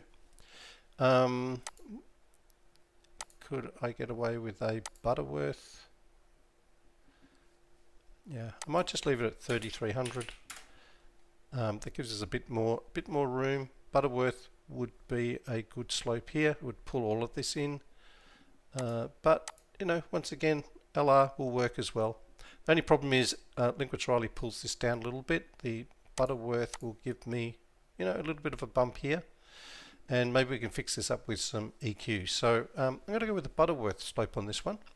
On a 12, on the other side over here, I think we're going to have to use a 12. Yep, even a 12 is probably not enough. Might have to drop that down to 150 to see if we can get maybe even more. Maybe even a 140. Yep. So that's getting closer, but this probably need to do a little bit of work down here as well. But yeah, okay. So maybe even a 130. Yeah. No, I'm going to stick with 140. I don't want to go too far. Maybe change it to a Butterworth over here. That's given us a little bit more, but once again, I'm going to have to cut all of that. Yeah, stick with the LRs. See what we can do. Maybe once again put a couple of manual filters into there.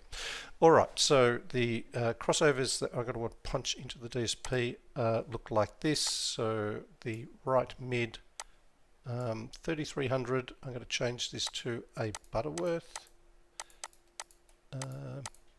Oops, there you are, and make that a 12. And then on the other one, it's 140 LR12. Okay, so right, so we've got that set. Now I'm just going to measure the speaker with this crossover on, and I'll be right back. All right, that's taken. So once again, we have the original measure, we have the measure with the crossover, and now we have the green measurement. This measurement 23, which is now largely outside the house curve. So I can slide that up into position. So that goes there, and I can get rid of measurement number 11 now. We don't need that any longer. And this one over here should be the left mid, the one above it. Yep, that's it. Great. So now I have a measurement of the right mid with the new crossovers in them, and so now I can do the EQ work. So I'm going to go into EQ, just open that up, make sure we have the right house curve, 3300, 250, etc., etc. That looks all fine. I'm going to now change over, because I know I'm going to need a few EQ bands on this one. So I'm going to go straight to the Audio Tech Fisher because I don't need to put any more crossovers and things in here. Now I'm going to want to try to fix up this little bit here and this little bit here. So I'm going to start with this one here. I'm going to pop one kind of in the middle here somewhere at 1640.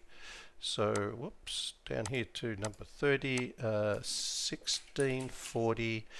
Going to give it all the boost, and I'm going to make that about a 5. You know, that should sort of sort that out. It's not too bad. Okay. Might even bring it across a little bit, so let's make it 1700. Yep, that's helped. Okay, so that's that one. We want to do the same thing down here. We want to give this a little kick. Make sure we turn off auto EQ so it doesn't get overwritten. Down here at about 30, I'm going to make it 31. A big boost to 6 and a very flat Q. So let's try a 2. That's close. What's a 1 do?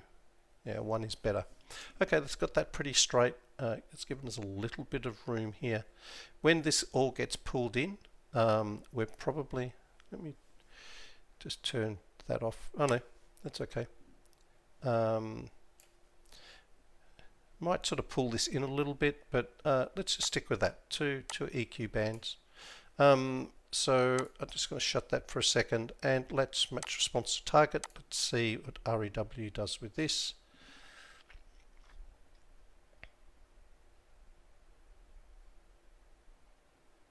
Still going, still thinking, and taking a little time. Sorry guys. There we go. Alright, so you can see the predicted here is pretty good. That little thing that we had here, you know, is still showing up, but it's certainly improved. So, and it's used the whole 30 bands of EQ, right? Used them all. Good. Alright, so once again, into the DSP, select the right mid. Oops, I shouldn't have done that. Sorry about that. Let's open that back up again, because I'm going to need that. Alright, so press the copy, press OK, and there we go. Good. Alright, so I'm going to take a measurement of that and be right back. Okay, so here we are. We've got the right mid full measure in orange, of course, the green with the 12 dB slopes in it, and then of course the final EQ version, right? So yeah, a bit chunky down here, but that's a long way down. We're not so worried. A little bit wobbly through there, but yeah, it looks okay. So that's now the right mid. Let's see how that compares to the left mid EQ, and they look bloody spot on. Okay, great. So that's the mids done. All right. So now we're moving on to the mid bass. Let's bring up the left mid bass to start with, and the left mid bass with the crossover, and of course the mid bass target curve. And of course, you know, this is a long way out again, not uncommon. So let's jump into the full range measure for the left mid bass and see what we can do with the crossovers. So open up the EQ window. Once again, we need to put a house curve in. Speaker driver, this needs to be 100. The other one, LR4 175 from memory. Okay, that was how to match the house curve. Now the level is slightly different. From memory, left mid level, left mid bass. The house curve left mid bass 102. Alright, so we need 102 for the target. Okay, there it is, bang. And we need this to be 250 for blah blah blah. Okay, great. Let's open that up. Now we can see it. I got to change this to 20 to 11,000, so this isn't all grayed out. Okay, so this is what it looks like with the two EQ filters in. We know those EQ filters are way too narrow. If I turn them off, the full range is way out here. We could literally EQ them with no EQ filter, no crossover filters in them, but don't really want to do that. All right, so once again, probably going to have to go with 12 dB slopes. So doing 24 to 12 dB slopes has certainly pulled all of this out, right? So that doesn't look too bad. On the other side, same thing, 12 dB slope will fix this. That doesn't look too bad. Problem is, when it tries to EQ, it's going to try to pull all of this down by a long, long way. So let me just see if I can fix this with a crossover. Like a 50 would certainly fix that. Maybe too much. Let's try an 80, getting closer. 75 maybe. Yep, well, we're getting pretty close. Maybe a 75 with a bit of a boost filtery thing going on there, maybe, is one way of doing it. Let's try a Butterworth. That doesn't help. A bezel, does that help? Bezel's probably a bit too aggressive, right? Just throwing it all out there. And what we're trying to avoid is REW trying to cut all this back again, right? So LR looks good. Maybe I'll just even go to a 70 crossover. That's pretty close. I'll put a little PQ filter in there just to sort of pull that out a little bit. But so that's what I'm going to do there. Leave it at 24 with an LR Linkwitz-Riley at a 70 crossover. Now this 12 dB slope, let's see if we can do the same over here. Maybe if we punch that out to 200. No, that's just lifting the top. So 175, 12 dB slope. So you just play around with this until you kind of get it right. Maybe I can punch that out to 185. See if we can get this to come out a little bit. No, what about a Butterworth? Will that help it? Or a bezel on this side? Maybe a Butterworth. No, I'm going to leave it as a well, actually, no, I think I will go with a Butterworth on this one. I got to probably add a little PK filter there, but yeah, okay, that looks all right. Should be able to work with that with a couple of little filters. All right, so let's pop over to the DSP. Let's punch these in. So we're looking at the left mid bass. We want the high pass to be 185 with a Butterworth filter, which is down here, and a 12 dB slope. Good. All right, and on the other side we want that to be 70, Linkwitz-Riley 24. Okay, good-o. All right, so I'm going to measure that and be right back. Okay, so here we have the measure again. So green is the full range, blue was the original crossover measure, and now the red one is with our modified crossovers, which is a bit of a mix of Butterworth, Linkwitz-Riley's, some 12 and 24 dB slopes. As I said, doesn't matter. It's not important what the electrical crossovers are. What is important is the acoustical response of the speaker, and so we've had to do what we've had to do to get the response that we want. All right, with that now done, we can slide this up into the left mid bass position, and I can get rid of the old crossover measure. We don't need that anymore. So now we can do the EQ work in measurement 12. So just open that up.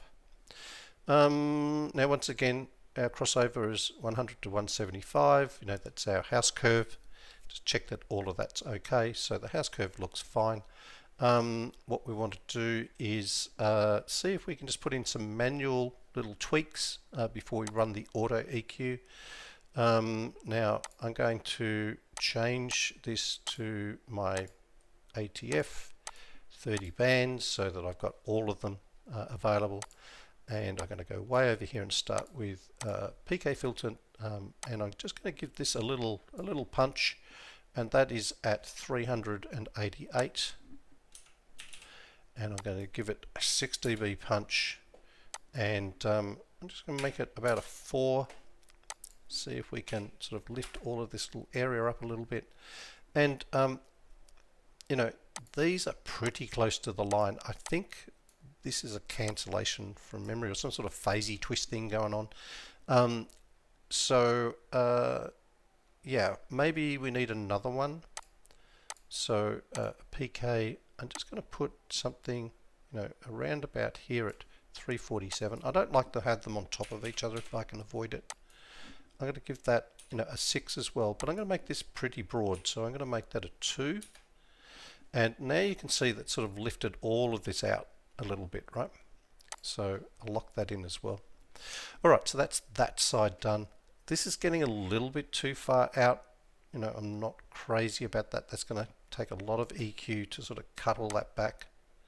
Let's just have a little play around and just have a little look at what REW might do at 2240, and it might put in a, let's say a -12 or something like that, Q of 1. Yeah, it's going to take a fair bit to cut that back, but let's just see how REW handled it. We might need to come back and maybe play with that crossover a little bit more. Maybe the 12 is a little bit too aggressive. But okay, now let's try to fix this side over here. So at about 30, let's make it 30. I'm going to give this maybe a 4 and a very broad Q. That's not too bad. I'd like to see it a little bit off the line there, so that looks okay. All right, so let's lock that in as well. So I've used 3. I've got 27 left. Let's just hide that for a second. Now my concern is that it's not going to pull all this down, but let's run our match from 20 Hertz through to, I don't know, maybe 2,000, 2,500,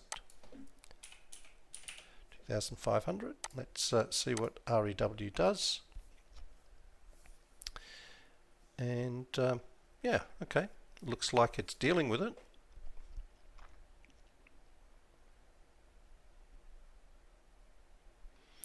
Taking a little time. Okay, it's done. It's used up all of the bands.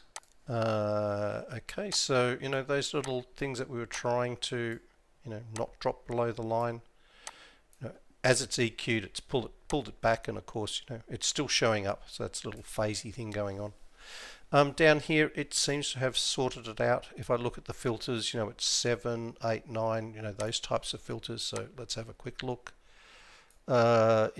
It's it's cut 30 dB out at at filter 7, so it's made some big cuts to pull all that back, which is what I suspected, but that's okay.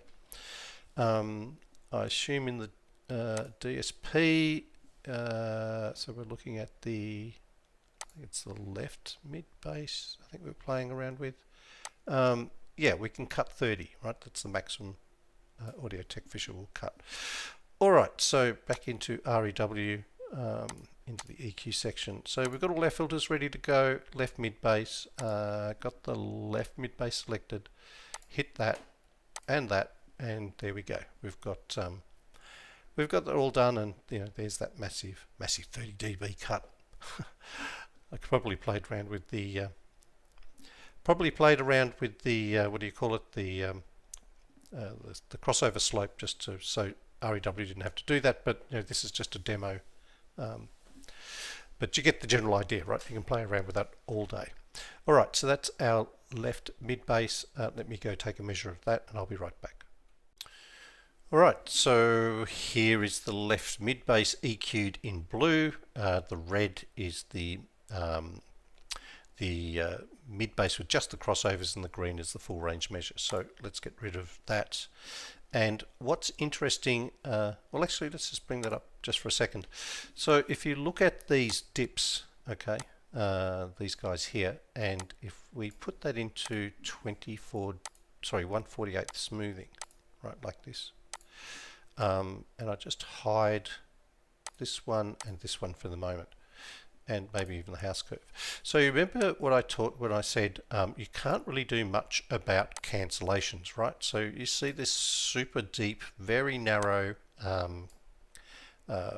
dip in the response here. Well, that's a classic cancellation, right? And even this one here, it's not quite as bad, but you know, it's pretty deep.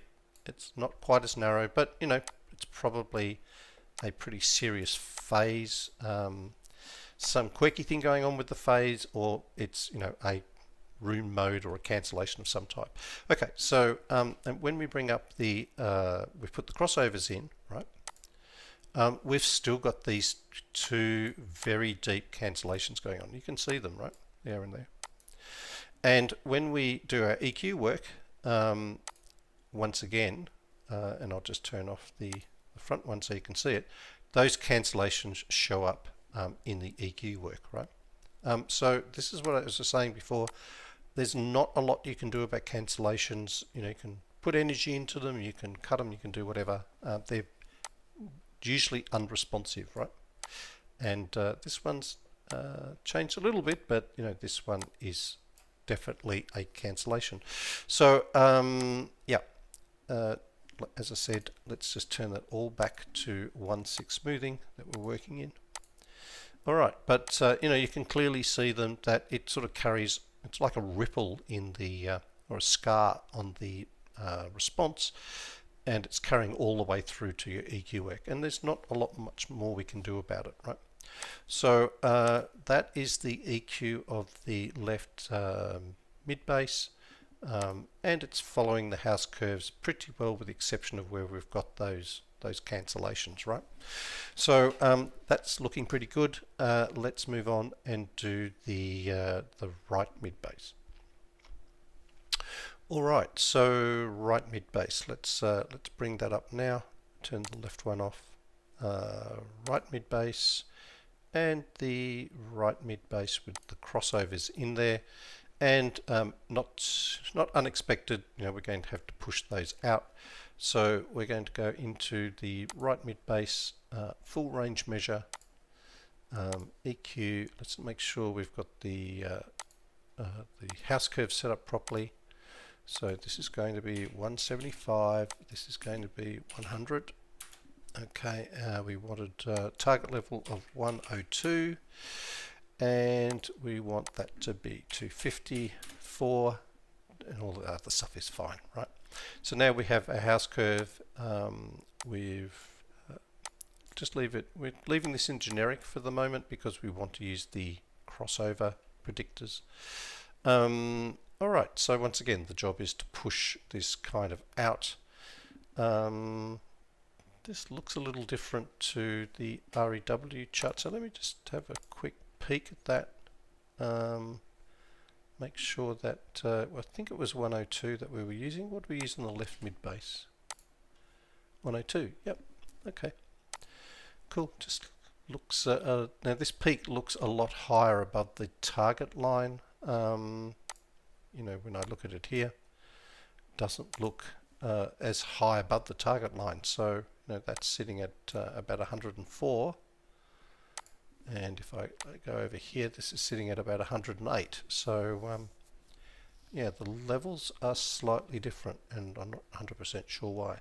So I'm just going to have a quick look at that and be right back. Alrighty then, so I think I've worked out why the two graphs kind of look different, and it's a good reason, a good example to explain you know, why you got to, you know, I guess, keep your eyes open a little bit when things don't look quite right. There's usually a reason. So I think the reason was because if you remember when we were setting the house curves and level matching and everything, we ended up increasing or lifting the right mid bass by 4 dB, increasing the gain. And if we go into the DSP, sure enough, we've increased that by 4 dB, right, on the right mid bass. But we're now working in the right mid bass full range measure, and this doesn't have the 4 dB added to it because we did that when we were setting the crossovers. So there's a couple of ways we can fix this. We can either take everything out and do another measure, but I'm just going to simulate this in REW. So what I'm going to do is just go into measurement actions. Okay, select the right mid base full range, which is measurement 6, and I'm going to add on 4 dB to the data. So that's done that, and it should now be the right mid base full range should now be at the correct level. So if I go back into the EQ, sure enough, if you can see there, it's now jumped up to 108. Yeah, so that looks a lot more similar to it does in the main screen. Good, so crisis averted. No point EQing it if the levels weren't correct. Alright, so now opening up the filters, we've got the original crossovers that are represented by the light blue line, but we want to push them out to either side as we always do. So let's see what happens if we change it to a bezel. Might help. That would certainly fix that up there. We could make it a 12, but that's a lot of stuff for REW to EQ. We'll end up with another 30 dB cut. Maybe just changing the crossover to 190 would get us close. Maybe make it 200. Yeah, that's getting really close, so that's another way of doing it. I might actually just go with that for the minute. And then on the other side, at 12 dB, yeah, that's going to make a huge a huge thing to EQ out. We don't really want to do that. Let's try a bezel. That might work. That's done a pretty good job. Or maybe a Butterworth, not good enough. Bezel, maybe we'll even pull it out and pull a little bit of crossover out of that. That's way too much. 90, 95 maybe. Okay, that's not too bad, but even if we leave it at 100 with a bezel, that would probably work, right? So let's go with that. So we're going to the DSP. We want the right mid bass. We want that one to be left as 100, but we want a bezel crossover, 24 dB. Good. And then on the other one, we want 200 with a Linkowitz-Riley 24 dB slope. Yeah, okay. That all looks fine. So I'll just go and do a quick measure of that one. Great. So we've got that now.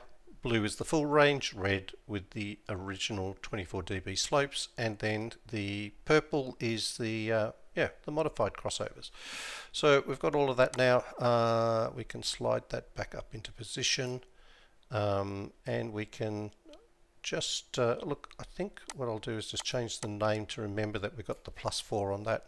So that's a +4 dB, right? Okay, because we can always look up the EQ settings if we want to by just clicking wherever it was up on the free range measure and looking them up, right? We don't need to necessarily have a note. It's handy, but not essential. Okay, so now that we've got that kind of done, we can now do the EQ work on the right mid bass. So up we go into there. Just make sure it's the right measure. Yep, great. So check the house curve. Check the house curve, 102. That all looks great. Set the range.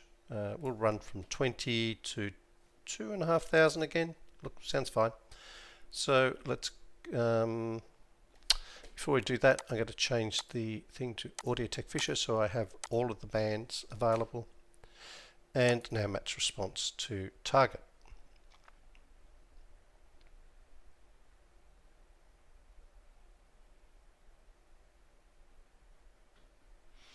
Taking a little while. Almost there. Good. Alright, so that's done a pretty good job here. It hasn't really fixed this little bit up here.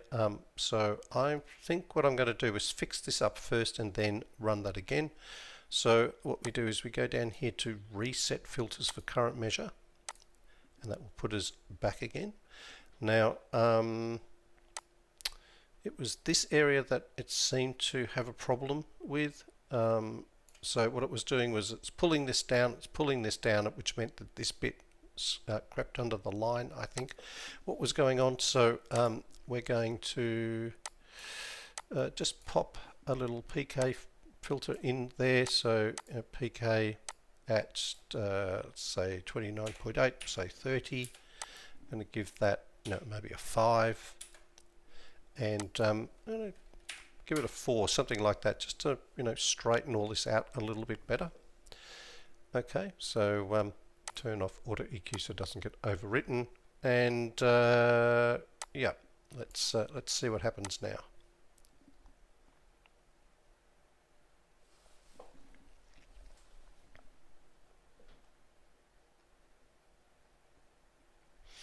Okay, so it's improved it but hasn't fixed it completely, so I'm going to reset that one more time. Now there's a couple of things that we can do, and it's actually reset the filter that I put in there. So PK, I think it was at 30 with a, let's make it a 6 this time with a 2. Make it quite a large filter, and what I'm going to try to do is actually pull the, if I can make that like 15, something like that. So try to pull this down a little bit as well. Alright, make sure that's turned off. One more time. Here we go.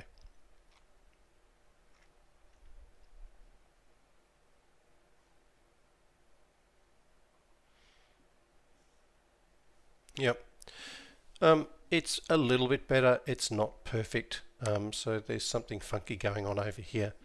I might, I mean, probably if we've got another EQ filter up our sleeve, we do. We could probably just pull this down manually. So that's at 14 minus 4. Pretty sharp Q. It's not really doing anything. So yeah, we're just going to have to kind of live with that. I might be able to sort of put just a manual filter in here. So that's at 21. Let's see if we can fix this up quickly. That's not too bad actually. Yeah, okay, so maybe a 4. Alright, sorry about all the mucking around, folks. That looks a lot better. But yeah, can't do much about this bit over here. Not that we're worried about it because it's sort of under 10 Hertz and all that stuff. Alright, so into the DSP, I want the right mid bass selected. I want to click on that, and there we are. It's all transferred in. Once again, just going to go and measure that, and we'll take a look. Okay, so blue full range measure, purple with the modified crossovers in, and now in green. Let's make that a different color. Let's make that, I don't know, red. Can we see it now? Yep, there we go. So there's the EQ measure in red. Following the house curve, looks pretty good. Pretty happy with that. So let's see how that stacks up with the left mid bass. Turn off the house curve for a minute. So yeah, I mean, it's following each other pretty well. Probably pop another couple of EQ filters or something in there if you really want to tidy it up. We've got something funky going on over here. As we know, we've got a cancellation, a couple of cancellations going on there. But otherwise, outside of these two little areas, which you could probably play around with a bit more, it's not looking too bad, right? So that is the mids. The mid bass done. Now we're going to move on to the subwoofer. Alright, let's move on to the subs. So we can get rid of that. We can bring up the sub full range, the house curve, and the sub with the crossover. So yep, same problem. This area here is on the wrong side of the curve. If we come down, you can see it gets even worse. And the other problem is these two areas are also below the curve. So what's that? 100 to, it's 8 dB below where it needs to be. And from memory, we dropped 5 dB off the sub. We were sort of aligning. the house curve, sorry, doing level matching, all of that stuff. So it looks like we're going to have to get this part up above the line here. We're probably going to have to put that 5 dB sort of back into the sub, and maybe even lift it up a little bit. Let's have a look at this. So starting with the sub full range, we'll go into the EQ. Let's have a look. So it's already got the 100 Hertz crossover in there. If I turn that off, that's what the full range looks like. And the problem is that this little bit here is going to be a problem. So let's just see if we can bump that up to start with. We're going to want something like a 27, and we're going to want 6 dB or something of boost on that, and maybe a 2 to really lift this up. Okay, that's kind of fixed it. We can do something like that, and then with the crossover, we're going to want to push this out a little bit. So maybe a 12 will almost do it. 12 dB. Can we, maybe get a little peak boost thing down here going on? Yeah, not 100% sure. But the first thing we need to do is go into the DSP and get rid of that 5 dB drop. We need to sort of lift it up so that the sub is kind of back to its original level. So let's do that. So we go into the subs and just put that back to 0. There we go. Oops, too far. All right. And what's the other thing that we want to do? We probably want to change the crossover to a -12, right? That'll get us close. And it's not too bad. We might be able to do a couple of PK filters. So I'm going to go do just the low pass. I'm not going to put the PK filter on. I'm just going to make a note that it's a 27, a 6 dB, and a 2 Q, because we'll probably need that PK filter later, but to fix that little bit up. But let's go and just put the new crossover in, which will be a 12, and do another measurement, right? So 12, like that. All right, so I'm just going to measure that, and we'll take a quick look. All right, so we've got that measure. We can slide that up to here, and there's the blue original measure, which we originally dropped by 5 dB. We can get rid of that now. We don't need that. So now here is the new sub with the LR12 crossover in it. You can see, we should be able to get away with that. But we still need to pop that little PK filter in here to fix that up. So let's go in and do some EQ work on measurement 15. So we'll open that up, make sure that the house curve is correct. 100 LR4, yes. Now this needs to be 98.2 from memory. Something like that, if I'm not mistaken. Where was it? House curve, here we are, 98.2 is the target. Yep. So that's fine. So that's got the right target level in it now. Okay, so we're going to have to boost a couple of little areas before we auto EQ. So I'm going to open this up, and I'm going to switch to the Audio Tech Fisher 30 bands, because I've already got the crossovers in. Now I'm going to put a PK filter. I think it was 27 from memory, a 6 and a 2, something like that. And that's almost got it there. Might even need to do another one, maybe here at 22. Give it a a 6 just to start with, and maybe a 4. All right, so that's way too much. Bring it down to 3, and maybe a 7. Nope, that's no good. Try another 2. Alright, well that's a bit better. That should EQ down a little bit. Maybe you can adjust this one down to a 5. Have a bit of a play. Alright, that's looking a bit better. Alright, so the rest of it we need to EQ through there. I'm a bit concerned that when this gets pulled down, this will also get pulled down, so I'm going to put a PK filter in here at 383. Maybe 6 and a 7, right? Something pretty sharp. Maybe even a 5, 4. Okay, that's not too bad. It still might come back a little bit. Alright, so that's looking a bit better. This is way down at 80 dB, 70 dB down or something, so I'm not so worried about what's going on down the bottom there. Yeah. Anyway, yeah. So I think what we'll do is just make sure they're all ticked so that we don't overwrite them, and let's do a match response. I'm going to run it from 15 through to let's say about 600, right? Let's do that. And here we go. So REW is sort of flattening all that out, and yeah, we got a pretty good looking result. There's that little notch that I was worried about.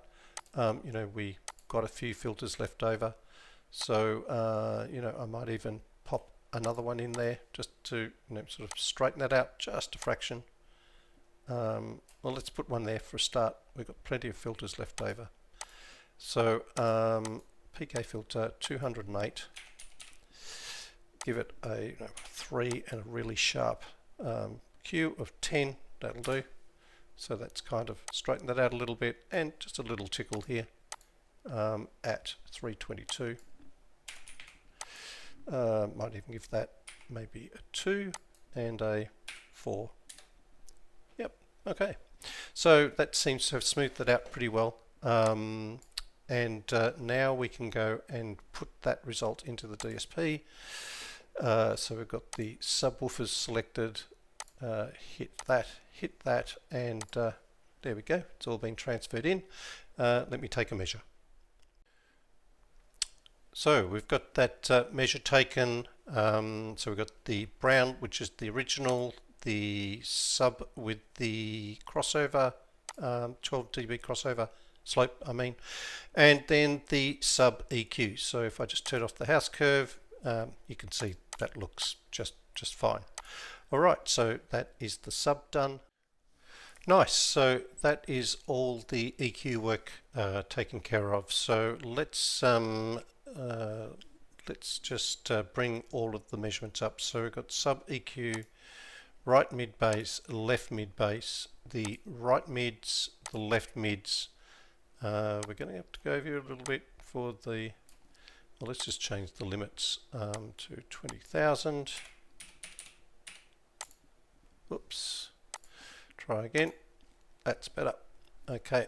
So we've now got the sub, the mid bass, the mids, and now the tweeters. So that looks pretty good. We've got the house curve, which is running along nicely.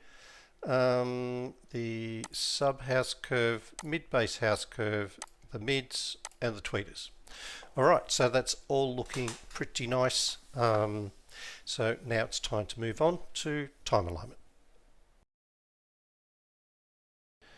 Okay, so now we're going to move on to step 6, which is time alignment. Now, time alignment is has two different methods depending on which tuning method that you're using. So if you're using a moving mic with pink noise, then the time alignment method is based on identifying summation in either speaker pairs or through the crossover region, and I'll talk about that in a minute. But that is quite different to if you're using a fixed microphone and using sweeps, where you can generate phase and impulse information, because if you're taking measurements like that and you have that phase and impulse information, you can do what we call impulse and alignment of phase plots, right, to do your time alignment. So for people who are sort of just starting off in car audio, the phase and impulse time alignment is a little bit easier because you can see those things as graphs in REW, and you just need to sort of line everything up properly. The summation method, where you're using the moving mic and pink noise, is a little more difficult because you can't really tell in REW when things are perfectly in phase and in time, other than your speakers are summing up.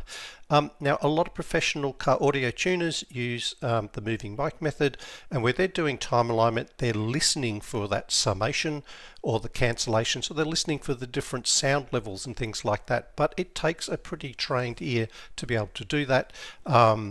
And for the average hobbyist, including myself, I find that very difficult.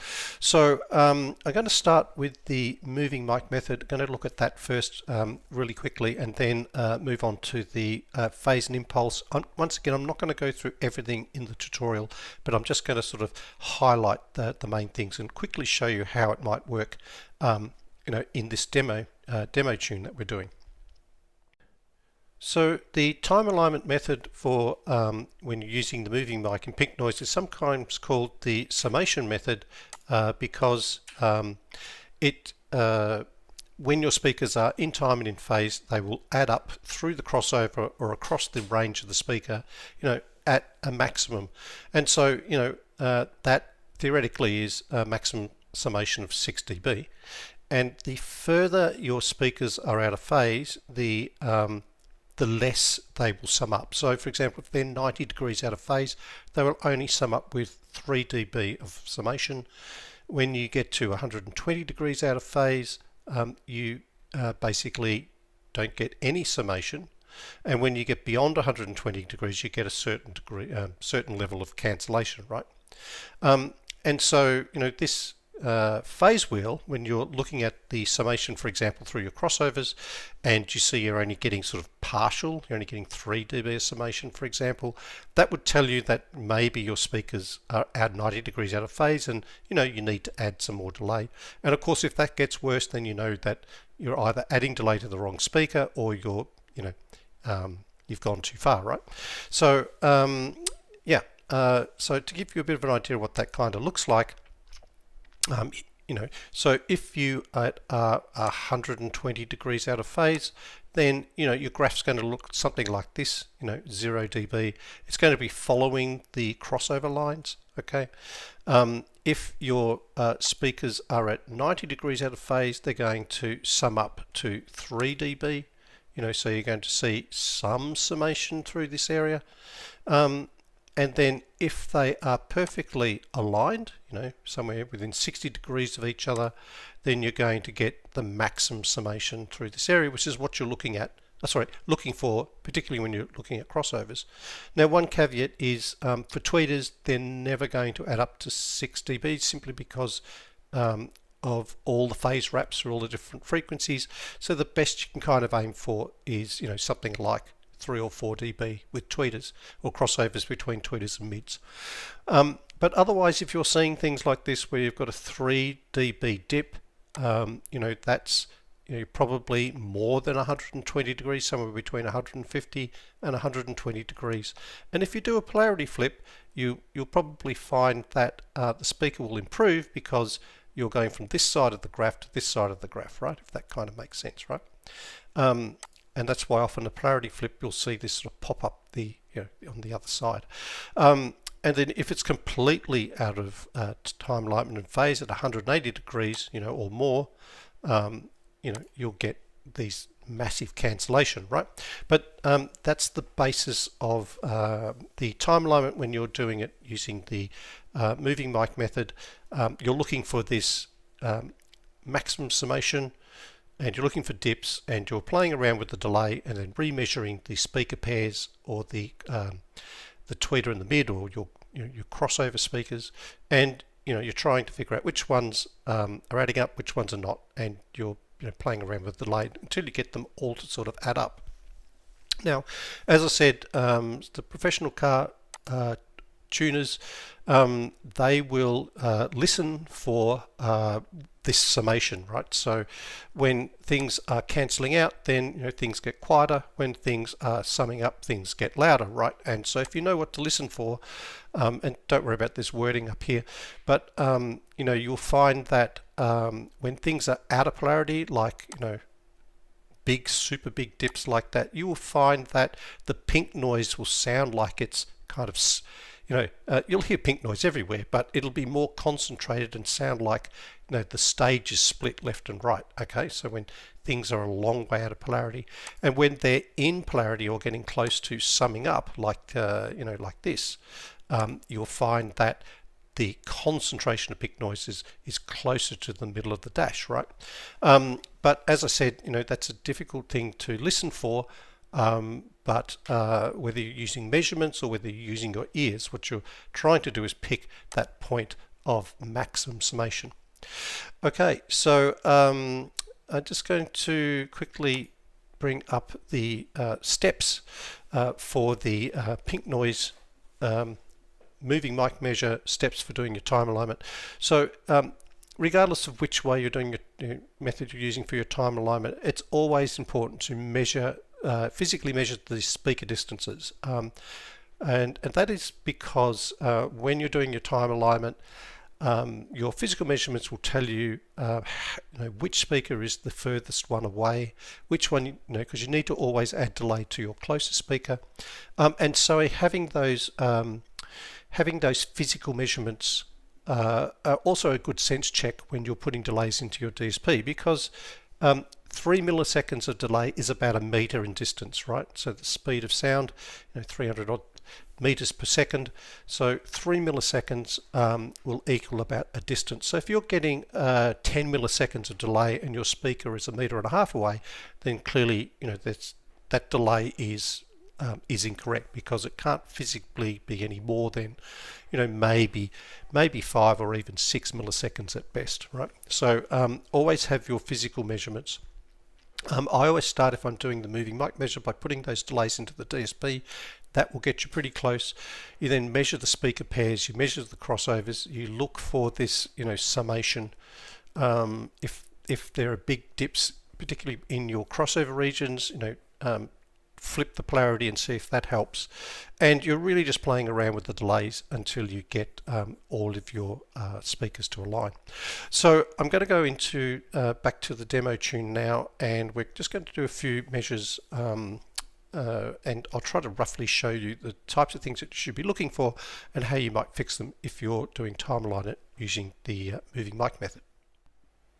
So I've taken the physical measurements from the speakers to the listening position, converted them into the milliseconds, and then entered all of those values into the DSP. And then I've gone and used pink noise to measure each of the speakers. And now what we're going to do is do some measures of the speaker pairs and then the speakers with the crossovers in using correlated pink noise. So I'm going to go and just quickly do those, and then we'll go through those speaker results and have a bit of a look. Alright, so I've got all of those measurements taken now. Let's have a bit of a look. So we're going to have a look at the tweeters first. Left and right tweeter with the tweeter summation, so adding them together, and that's summing up pretty well. So we've got 97 through to 100, so a good 3 dB summation. You usually get 3 or 4 dB across the whole range of the speaker.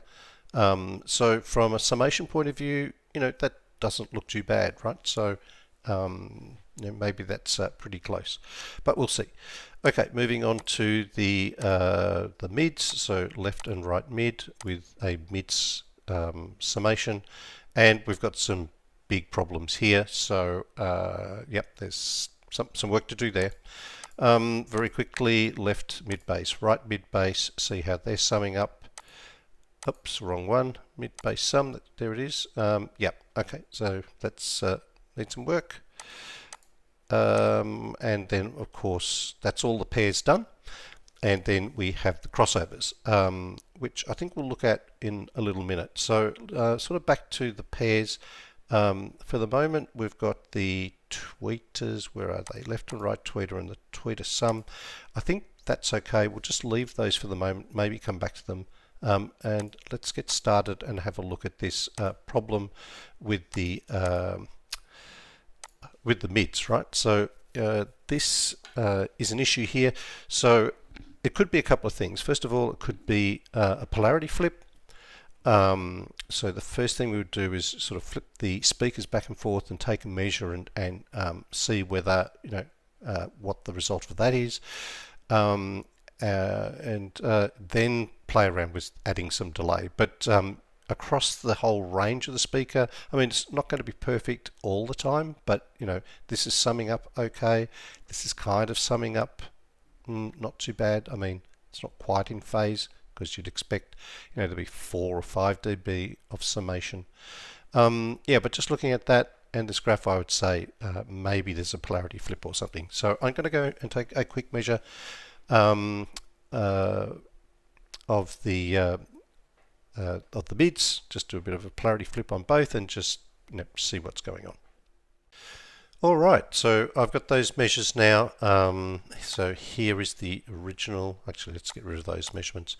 So here is the original summation of the two mids playing together, and I flipped the polarity, one of these, and got this result. So yep, the polarity flipping the polarity didn't really help very much.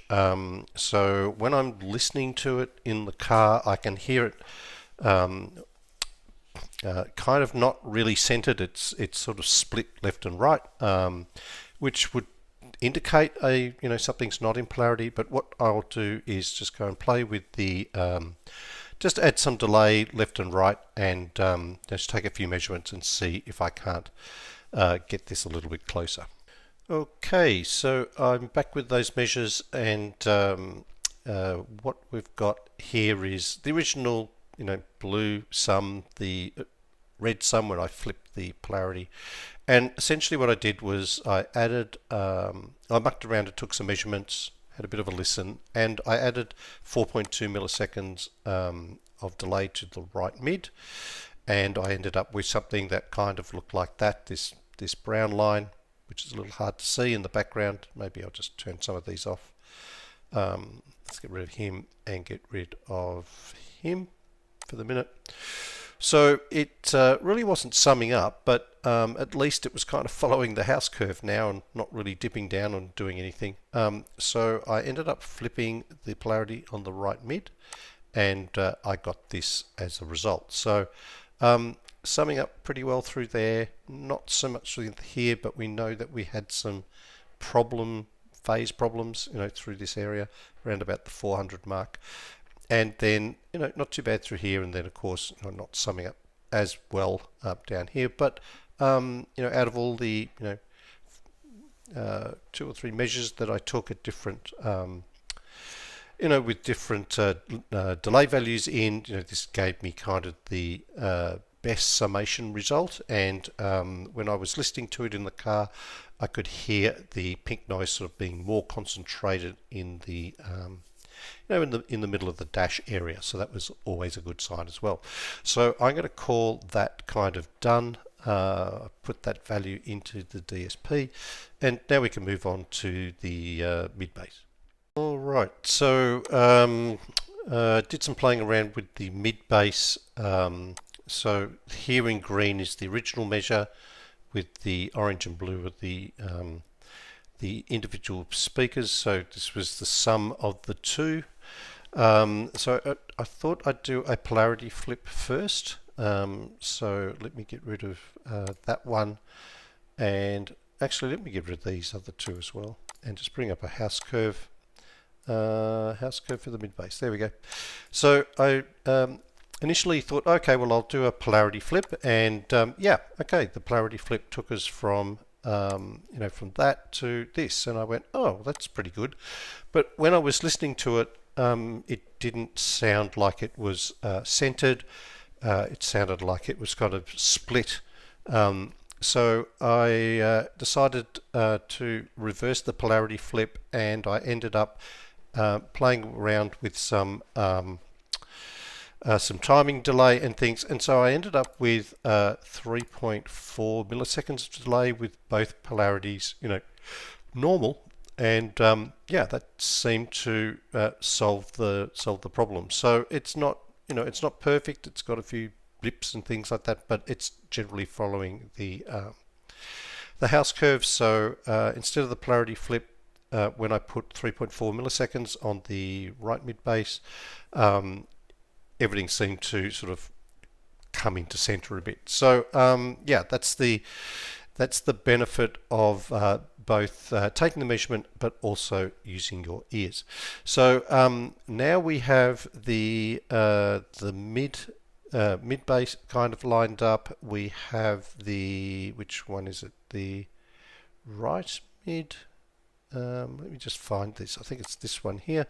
This will be the mid summation, or is it this one here? Oh, it's the green one. Sorry.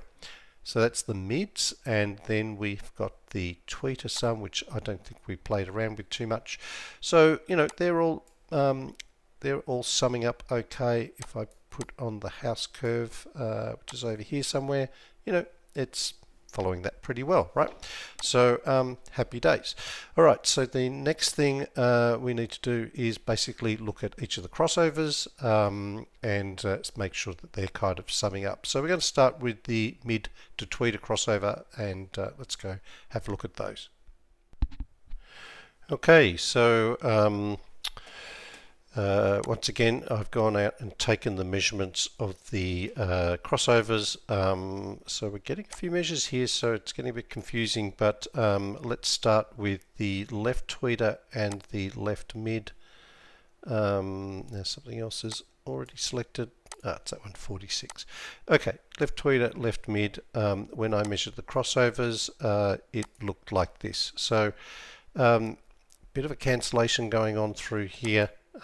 Clearly they're not properly lined up. I'd expect to get 3 or 4 dB of summation, through this region. So there's either a phase thing going on, or so I'm going to just play around with some delay to see whether this helps this kind of area here. So that's the left one, and if we have a look at the right side, which is the right tweeter, with the I think it's 46, 4.2 added, and I measured that. We got better summation. So here is 90. We've got 2.5 dB of summation. So once again, I'm going to have a look at see if we can calculate this. Frequencies at 3,430. So I'm just going to make a note of that.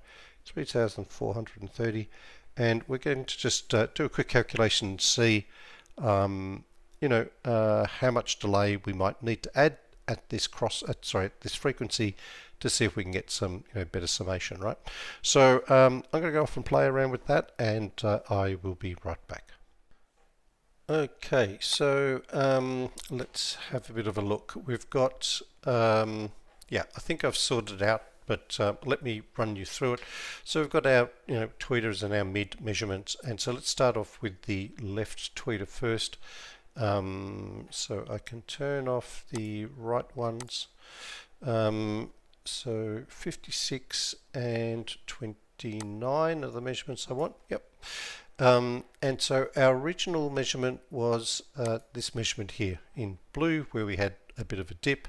And so what I did was I ended up adding 0.09 of a millisecond, and you can see, of course it's in purple, so let's change the color to something brighter.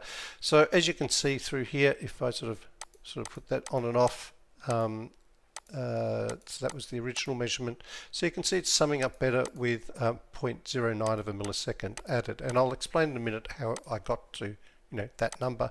But we've improved the crossover. It's now adding up at about 91 through to nearly 4 dB, which is pretty good for this area, right? Not perfect, but yeah, I'm pretty happy with that. So let's go and have a look at the right hand side now. So the right is number 46 and number 54. I can turn these left ones off, and I can turn this one off over here too. Okay, so here are the right tweeter and the right mid measurements. Originally we had measurement 53, so it was summing up about 2.5 dB, but not so good. And then I've using the little delay calculator, which I'll show you in a moment, I added on 0.08 of a millisecond, and we ended up with better summation through that area. If I turn the original measurement off, so we've gone from about 2.5 milliseconds to 90 to 94. So what's that? 90 and a half. So 3.5 dB. A little bit more than that, which not, once again, not too bad for the tweeter mid-range crossovers, right? So let me explain how I came up with this, very small delay to be added on to get better summation through those crossovers. Okay, so during the time alignment tutorial for the moving mic method, we looked at how to calculate the amount of delay you needed to get two speakers aligned through a crossover. And this is all based on the phase wheel that we looked at, which said that when two speakers are fully aligned, you get maximum summation, up through this area, and where they're not fully aligned, you will get some summation or even cancellation. And if you could measure that, in the crossover region, you could get a rough idea of how many degrees the two speakers were misaligned. So when we were looking at the right mid and the right tweeter, we could see in the crossover region that it was adding up to 2.5 dB, which is somewhere in here between 90 and 120 degrees. But in the time alignment tutorial, I shared with you a chart which allows you to sort of zoom in much closer, and so 2.5 dB is here, between 2 and 3, right? And so that's between 90 and 102. So the right mid and the right tweeter are approximately 95 degrees out of phase. So now we know that that important bit of information. We can take the crossover frequency, which was 3,430 Hertz. We know it was adding up, it's summing at 2.5 dB through the crossover. We now know that the two speakers are roughly 95 degrees out of phase. We can punch all of that information into the formula and do the calculations, and boom, we get 0.08 milliseconds. I took that number, I punched it into and added it to the right tweeter, because the right tweeter is the closest speaker of the two between the right mid and the right tweeter, or the two speakers. The right one is the closest, so we always add delay to the closest speaker. And when I added that 0.08 milliseconds, we got an improvement in the summation. I think it went up to 3.5 or 4 or something like that. Now, because I had a rough number for the right tweeter, I was able to use a similar number for the left tweeter. I ended up using 0.09 after doing a few measurements, which gave me a good summation through the left tweeter, left mid crossover as well. So that's how I came up with the numbers, and if you can sort of follow this technique, you can work out how to work out the delay that you need to get your mid and tweeter aligned through the crossover region. Alright, so with that explanation out of the way, we're now going to move on to the mid-bass crossovers. I'll go do some measures and some playing around, and then I'll bring the results back and we'll walk through them together. Well, that took a little longer than I thought, but I got there in the end. So let's start breaking this down. So we've got our left mid and our left mid bass measure.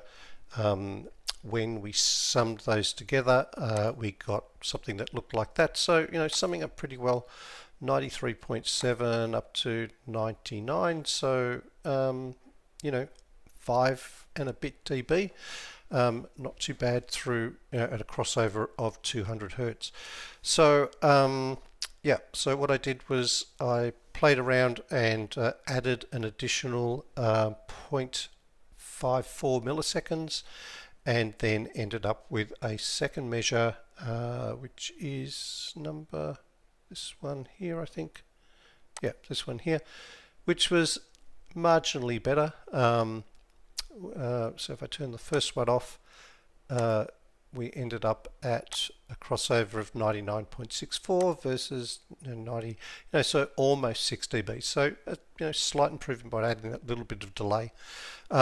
So then I went over to the right mids, which is measurement 59 and measurement 57, right? So right mid bass, right mid, measured those up, and once again they summed up pretty well, from 94.6 to 99, so 5.2 dB, something like that, if my maths is right. And once again I added 0.54 because the mids are now time aligned, right? So you want to try to use the same amount of delay on each side, otherwise you muck up the relationship between the mids. And so the second measurement I ended up with is this one. So if I sort of toggle that on and off, you can see that the new measurement is a little bit better. So once again, if I just quickly eyeball that, so 94 or whatever it is to 100. So 6 dB through that, so we've got a little bit of an improvement. Now, because I'd added 0.54 to the mids, and I've got the tweeters and the mids aligned, they automatically, when I add them to the DSP and they all sort of group together, they automatically added on 0.54 as well. So that's 0.54 to the left right mid and 0.54 milliseconds to the left tweeter and the right tweeter, right? And so that takes care of the crossover through the mid bass and the mids. So the last crossover we have to deal with is the mid bass to the sub. So I'm going to go take those measures now and be right back. So all right, so got those measures now. We have the right mid bass, the left mid bass, and the sub measure. Let's start with the left.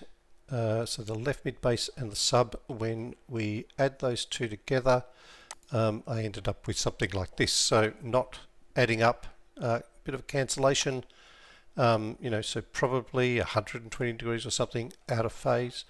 When I did the right mid bass and looked at the right mid bass sum, same type of thing, a bit of a cancellation.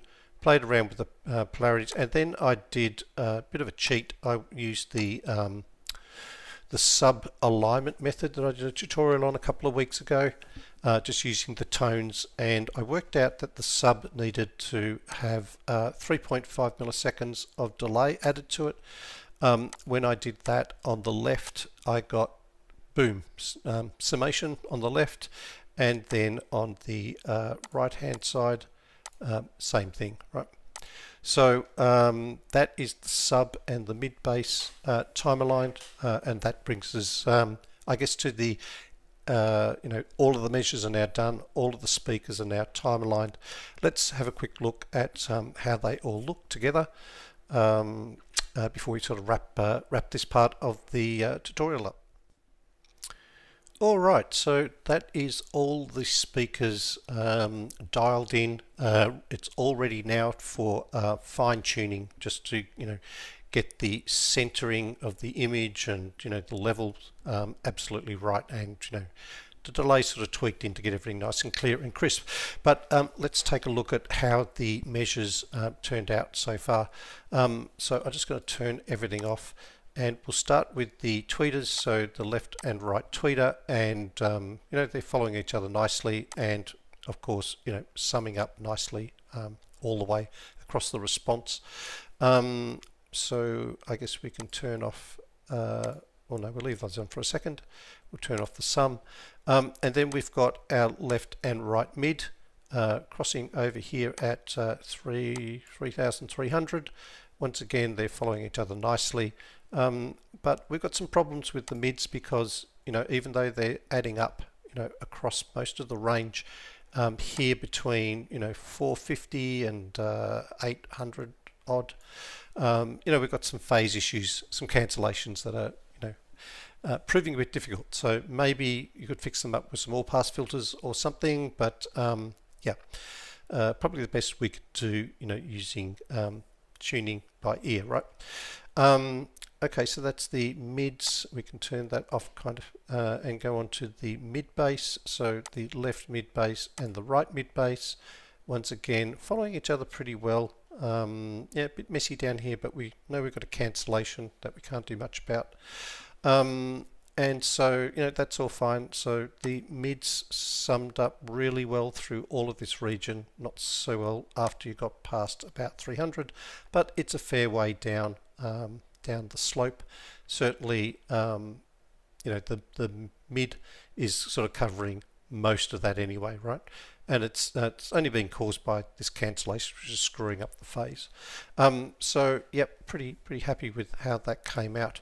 And then, of course, we have the sub, and it's a single sub, so it doesn't have a pair to match up. All right, so with all of that displayed, we can now have a look at how the crossovers worked out. So the first one is the left crossover. Sorry, it's a blue color, but anyway, I'll just sort of flick it on and off. So that summed up okay through there, and the same with the right. So that's the crossovers, and then the let's see, the mid bass crossover. So that was the left, and that was the right. So they were no problems. I'll turn those other ones on, and then we had the left mid bass with the sub and the right mid bass with the sub. So we've got this, we've got this sort of smooth sort of transition going up like this, which is fine. I decided that I thought I'd sort of give the sub a bit of a lift, so we get even more bass in it now. So I basically added all the boost that I could, all the gain, so I added an extra 5 dB just for the hell of it, and then measured the mid bass sub, the mid bass sum with the two mid bass playing with the sub, and I got this result. So lots of bass all through here, right? Yeah. But as I said, this is now ready for fine tuning. Came out pretty nice. I'm pretty happy with it. Yeah. So guys, that brings us to the end of the tune for if you're using the moving mic method. That was sort of step 6, and of course the next bit is fine tuning, which I won't cover in this demonstration. So the next part of the demonstration's not quite over yet. We're actually going to do the time and phase alignment, using the sweep measures and the alignment tool and all of that type of stuff. So I'm just going to open up a new copy of REW with the fresh set of measures, and we'll do the sweep part of the demonstration. Alright, so now we're going to move on to doing the time alignment for the sweep method. That's where you're using a mic in a fixed position on the headrest, and you are using the REW sweep measurement tool to take your measurements. And the advantage of this method is it gives you phase and impulse information, which we can then use to do our time alignment. So we're going to cover that in today's demo. I've got a fresh set of the measurements loaded up into REW. I've taken all the physical measurements from the speaker to the listening position. I've entered them into the DSP. The great thing about this method is you can pretty much simulate everything in REW and then take all your delays, put them into your DSP at the end of the process, and have a listen to how the car has turned out. most of the time, if you haven't made a mistake somewhere along the way, the tune will sound pretty good and you'll be ready to do your fine tuning.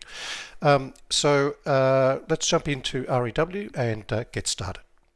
Okay, so here we are back in REW where we left off. We had done our full range measures, we'd set our crossovers, set our house curves, done all our EQ work, and now we're ready to do the time alignment. So tweeters, mids, mid bass, and the sub. So we're going to start off with the tweeters. So 20 and 21, and when we're using high frequency drivers like tweeters or mids, there are so many phase wraps that it's hard to pick or align things by phase. You're much better off aligning by impulse. So we're going to open up the overlays and go into the impulse, and we're going to bring up measurements 20 and 21. So and just fit to data. Okay, so the first thing we want to do is just check the polarity, which way they're sort of pointing. So let's look at the left tweeter first. And what we're looking for is where the impulse response, crosses over the 100 mark. That's at 97. Down at the other end, it's 87. If I pull up the DBFS chart and we look at, that, we're looking for this where the impulse is the loudest, which is this peak here, okay, crossing over the 0 mark, and if I highlight that and I go back to the percentage, it'll run a line through the peak, right? So in this case it looks like the peak is pointing down, is it? No, pointing up. There it is, 100% just there. Beautiful. All right, so the left tweeter is pointing up. We can literally just stretch that out a little bit and zoom out a little bit like that. So I'm just holding the mouse wheel and moving the mouse right, to stretch it, and using the mouse wheel to zoom in and out. Okay, so here is the peak at the impulse on the left tweeter. Let's have a look at the right tweeter. Here it is here, so very similar, it's pointing up as well. So these tweeters, the left and right tweeter are in polarity. Okay, so let's have a look at how they're lined up. So we really want to have a look at this area here. So control right click on your mouse and then click in the box to zoom in. And I can put the cursor on the tip of the impulse response here, and then hold the control button and the right button down and drag it across to make a box. And it tells me up the top in the little red box here 2.38 milliseconds, right? Now the right tweeter is this one over here that's in highlighted, which means I need to add delay to the right to get it to overlap on the left. So we're going to want to add 2.38 milliseconds to the right tweeter. What we'll do now is just go and put 2.83 milliseconds into the DSP, and we'll take a measurement. Alrighty, so we've got that measure now. We can go back into the overlays and let's just see where that ended up. So control right button and click. And so we originally had the measure over here, which is measurement 21, and now you can see the new measurement, which is measurement 27, is now sitting on top of the peak where it should be, right? And if we zoom in a little bit, you can see that yep, it's pretty much on top of each other. If we measure it, it's 5 microseconds out, which is smaller than the REW. Smaller than the DSP will allow you to make changes, right? I think the largest you can do is 10 millisecond or 10 microseconds, which is 0.01 of a millisecond, right? Okay, so that's the tweeters now time aligned. That's good. Now we can move on to the mids. So we'll shut that down. Well, before we do that, let's have a quick look at how that's summing up. Now we can do this in REW because we've got phased impulse information. We can use the alignment tool, and we can select the left tweeter and the right tweeter now with the delay in it, and just see how it's summing up through here. And we can put on impulse. There we go. So the impulses are on top of each other, and it's summing up all the way through the region. Not so good there. We can play around with the delay a little bit, and you can see just adding a little bit of delay actually throws everything into chaos, right? So yeah, that looks pretty well aligned, right? So good stuff. So that's the tweeters. Let's move on and take a look at the mids. So let's shut those down. Let's bring up the mids. Now, once again, we're going to just take a look at the impulse response on the mids and just check the polarity. So we go into overlays again. Let's just clear everything out. Select the left mid and the right mid, and then fit to data. Okay, so I'll just zoom in a little bit. So control right button on the mouse, and then zoom out a little bit. Okay, so what we have here is the left mid in green and the right mid in brown. Okay, so the left mid is pointing up. Right, it's crossing over the 100 mark there. And the right mid is pointing down, right? It's crossing over there. And once again, if we just want to double check this in the dBFS scale,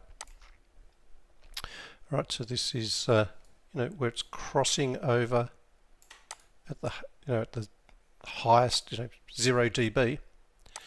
That's pretty close to the front of the impulse, right? So that looks fine on the left and on the right. Okay, it's not. Yeah.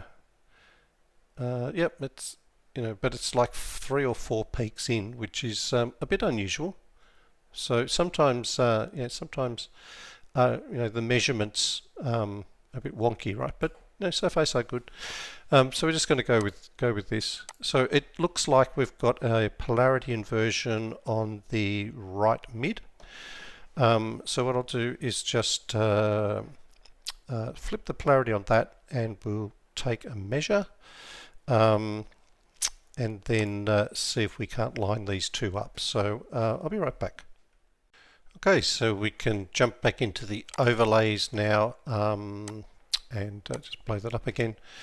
And okay, it looks a bit messy, but let's see what's going on here. So here are the original measures. We've got the left mid and the right mid, and now we've got the right mid with the inverse polarity. So I can turn off measurement 23, and you can see these two impulse peaks. If I zoom in a little bit here, crossing over the 100 mark. So the right mid is on the left hand side, so we need to add delay to get the two peaks to align, and let's take a little measure, and so that is 4.11 milliseconds. So that means I need to add 4.11 milliseconds of delay to the right mid. So what I'll do now is just pop 4.11 into the DSP, and once again just take a quick measure and see how they turn out. Okay, so back into the overlays. Let's open that up and see what we have. So zoom out a little bit. So the original measure here in brown, we can turn that off now, and now we have the right mid base and the right mid and the left mid on top of each other. So if I zoom in like this, you can in fact see that they are right on top of each other, right? Yeah, good. So that is the left and right mid time aligned. Let's see how they're kind of summing up. So we can go into, once again, Actions, Alignment Tool. We're going to want measurements. Let's see, the left mid is 22. And if we need to add delay to anything, it's going to be the right mid, which is closest. So we want the left mid and we want the right mid with the delay in it. Let's have a look how that looks. And yeah, okay, not fantastic. It's adding up through to here. It's sort of falling apart here, you know, not adding up perfectly through there, but yep, it's okay. The impulse peaks are aligned. Yeah, we'll sort of sort things out a little bit later if we need to. Okay, so that looks like the mids are done. Let's move on to the mid bass. So we'll turn those off now, and we'll take the left mid bass and the right mid bass. And when we're working with lower frequency drivers like the mid bass and the subs, I tend to use phase because the impulse responses are very difficult to see. So the first thing we'll do is go into overlays, we'll go into phase, get rid of everything, and we're going to bring up the, where is it, the right mid bass, oops, not that, right mid bass and the left mid bass. Okay, and zoom in a little bit. Okay, now the area of interest is the operating range, I guess, of the mids, which is going to be, you know, from, I don't know, 30 or 40 up to 300 or 400, something like that. So let's just look at the phase lines, zoom out a bit. So, you know, somewhere from, once again, control right button on the mouse, through to 300, something like that. Okay, so yeah, these are not properly time aligned. You know, they're actually out quite a bit, you know, around about this, you know, in this area. The peak is around about 200, you know, so yeah, so we need to align those. So we're going to do that in the alignment tool. So I'm going to open that up first. So alignment tool, and we want to select the two measurements that we're interested in, and that is let's see, 24 and 25. Okay, so the left, you always have the 24, you always have the speaker that's furthest away on the top, and because I'm a right-hand drive car, the right mid bass is going to be closer, right? And I want this in phase view, right? So, okay, this is why they're so far out of phase. We've got a great big stonking hole in the middle of this. Now, it could be an inversion, but if I do that, it fixes the middle, but you know, these slopes are now out, so it doesn't look like it's a polarity inversion to me. Because if that was, it should sum up, it should sort of snap into line, but you know, clearly that's not. So it means that we're going to need to add some delay, and because it's the always add delay to the closer driver. So let's see how much. What are we going to do? I guess first of all, what we're doing is looking for where you know, the thing kind of bounces into position like this, right? You know, if I do this, you can see it causing wraps, and at some point it bounces, and it bounces the other way, right? Boop. So it's that bounce that we're looking for, where it kind of hit the right amount of timing, and boom, it all kind of snaps into position, right? So I'm just going to do a little bit of fine adjusting down here because, you know, this is pretty messy, right? You know, so sort of go a little bit further. Now this is sort of falling apart. so now this is falling apart. So about there is a good trade-off, right? I think. And if you have a look at the phase plots here now, this is all in phase, this is all in phase, it's all in phase. Okay, it gets a bit crazy over here. But let's just have a look at the overlays to start with. And before we do that, I need to make what we call an aligned copy of that. So what's going to happen is that's a simulated measurement with 3.76 in there, but it allows us to have a look at what's happening in the overlays, right? So, in the phase graphs. So here's that simulated measure. Here is the left mid base, the right mid base. I can now kind of turn this one off, and boom, there you go. You can see the phase is right on top of each other. Right about 300 we've got, or 360, we've got some sort of phase thingy going on, which is why everything is going crazy after about the 300 mark.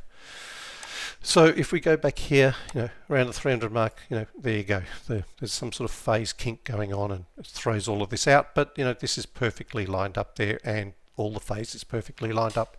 So great. So what I will do is go out and to the car and just measure that and make sure it's right. So we'll go and do that. But that is basically the mid base done, right? All right. So I've taken that measurement, and while I'm there, I did some measurements of the speaker sums. So we don't need that measurement anymore. All right. So let's see what we have. Let's start with the tweeters. So left tweeter and right tweeter, and the tweeter sum. So that's all adding up there. Okay, not so good here, but pretty good. All right, so that's the tweeters. We've got the mids, so the left mid and the, where is it? Right mid, right mid, right mid. Right mid, this one here. And left mid, thank you. There we are. Okay, sorry guys. And there's the mid sum, so not too bad. Not so great down here, but that's okay. Sort that out. Then we've got the mid base, so the left mid base, the right mid base, and the mid base sum. And yeah, that's summing up excuse me, really well. All right, so everything's checking out so far. Now we have finished the speaker pairs. Now it's time to do the crossovers. So we're going to start with the left tweeter and the left mid. Okay, so left tweeter and the left mid, right? So this crossover here. And so once again, we're going to go into the overlay section, the impulse response section, and just see how these two are sort of lining up, because we want to be able to line up the peaks. So look at all this stuff, we'll get rid of that. And we want the left tweeter and the left mid. Okay, so here are the two impulse peaks. Just going to zoom in a little bit to that. And so we've got the left tweeter, which is going to be closer. So that's right. So we need to add delay to the left tweeter to get it to overlay this one here. And the amount of delay we need is 400 microseconds, which is 0.4 of a millisecond.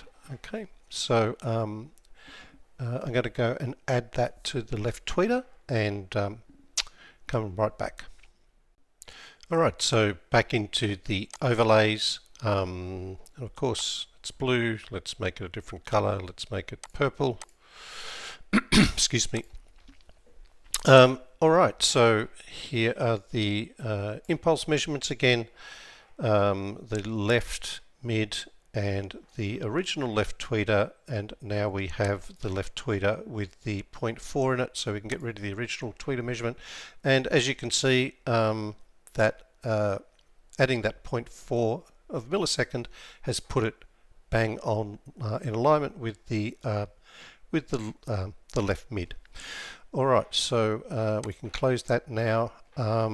We can just have a quick look in the measurement actions, the alignment tool, I should say. Let's bring up the left mid, which is measurement 22, and the left tweeter with the 0.4 milliseconds of delay. And we can see that, oh, okay, we've got summation through the crossover zone. I can play around with this a little bit to see, how is it bouncing into position. Yep, it's not, looking pretty good actually. So yeah, okay, so that's the crossover between the left mid and the left tweeter. So that looks good. So let's move on to the right. So we can turn off the lefts and bring up the rights. So we've added delay to some of these, so just need to be a bit careful which one we select, but measurement 27 and 29. Alright, so now let's go and have a look at the overlays and just see how close the impulse responses are. So let's clear everything out, open this up. We want 27 and 29 fit to data, and let's just check and see just whether these things are in polarity or not very quickly. So starting with the right mid, that is pointing up, and then the right tweeter is also pointing up. So that's good. So they're in polarity. Zoom in, have a look at these peaks a little bit closer. Okay, there we go. So now the red one is the right tweeter, so we're going to add delay to the right tweeter, and we're going to have to add about, well, same as the other one, 0.4 or 400 microseconds, which is 0.4 of a millisecond, right? So okay, I'm going to go quickly do that measurement, and I'll be right back. Okay, so back into the overlays. Oh, and of course the color is wrong again, so let's make it orange, something like that. Alright, so here we are. We can see the original right tweeter measurement, and now the orange one with the delay added. So yeah, that's pretty damn close, right? 4 microseconds. So that is those two aligned. Let's have a quick look at how it's adding up through the crossover. So we're going to the alignment tool. We are going to we need the right mid, which is way down here somewhere, 29 I think it is, and the right tweeter with the new added delay. And it's not fantastic through there. Let's just play around. So that's going the wrong way. We're getting wraps. Let's go the other way. Now it's starting to bounce. Bang. Okay, so that is negative 0.38. So it's about the same amount that we had, that we just added to the tweeter, right? It's telling me that we need to take that off or add it to the right mid. So how do you deal with this when you have this situation? Should we have added that delay? It means that one of the impulse responses is not going to line up if we have this delay that we need to get the maximum summation in the crossover, right? So it needs to either go on the right tweeter, come off the right tweeter, or be added to the right mid. So the way to figure this out, and we'll just close this for a moment, is to go into the overlays, and let's just have a quick look at, get rid of everything to start with. Let's just look at the two tweeters. So we've got the right tweeter and the left tweeter, where is that? Here it is. And here are the two impulse responses. Now we've added delay to this right one, 0.4 of a millisecond, and now these two are still lined up. They're 4 milliseconds apart, right? So we added 0.4 of a millisecond of delay to the left. We know they were time aligned. We've added 0.4 of a millisecond to the right. They are bang on top of each other. So if we take the 4 milliseconds off, we're going to end 0.4 of a millisecond off. We're going to end up with these left and right not being time aligned anymore. So it feels like it needs to go onto the right mid, but let's have a look at those. So we got the right mid, which is this one, 29, and we've got the left mid, which I don't think has had any delay added to it yet, so that'll be 22, and they are time aligned as well, right? So somebody needs to wear the 0.4 of a millisecond, and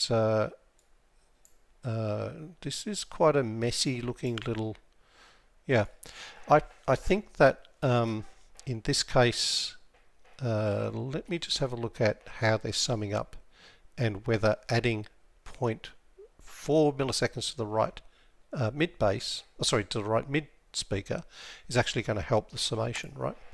So close this, bring up the alignment tool again. Now we're going to want the left, where is that? The left mid EQ, which is 22, and I think measurement 29, right? Okay, so this is the way that they're lining up at the moment. We can see the phase plots are not perfect, right? So if we add 0.4 of a millisecond, what happens? That has actually made an improvement, right? We can see the phase plots have closed up a bit, right? So 0.4, and this is improved over here as well, right? So if I just turn it off again, okay. So it feels like to me, just sort of chasing down all of those different options, looking at the impulse and looking at how things are summing up.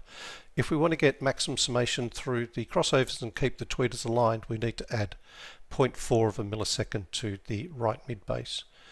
And leave the 0.4 on the 2.78, right?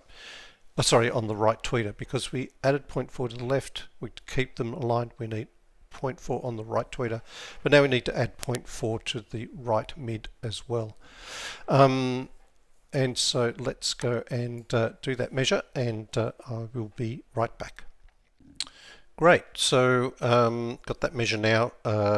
Let's bring up the action alignment tool, and whoops, not that one. We're going to want the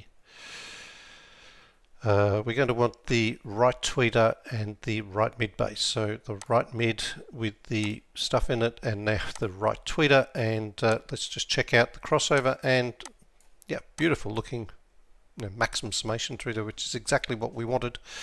And let's just look at the right mid and the left mid, how they're now summing up, this one here.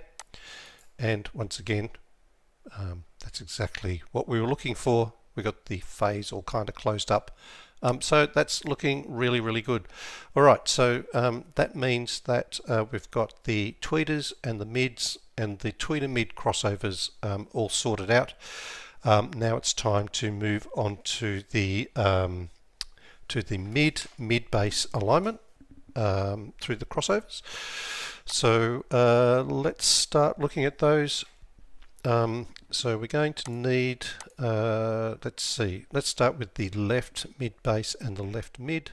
So we're going to need measurement 24 and measurement 22. Alright, so we're looking at this crossover region through here. So the first thing we'll do is just go up into the alignment tool. 24 and 22, left mid base, and 24, sorry, 22 is the left mid. Okay, so let's have a look. It's actually looking pretty good through there. Could we make an improvement? Let's just have a bit of a look.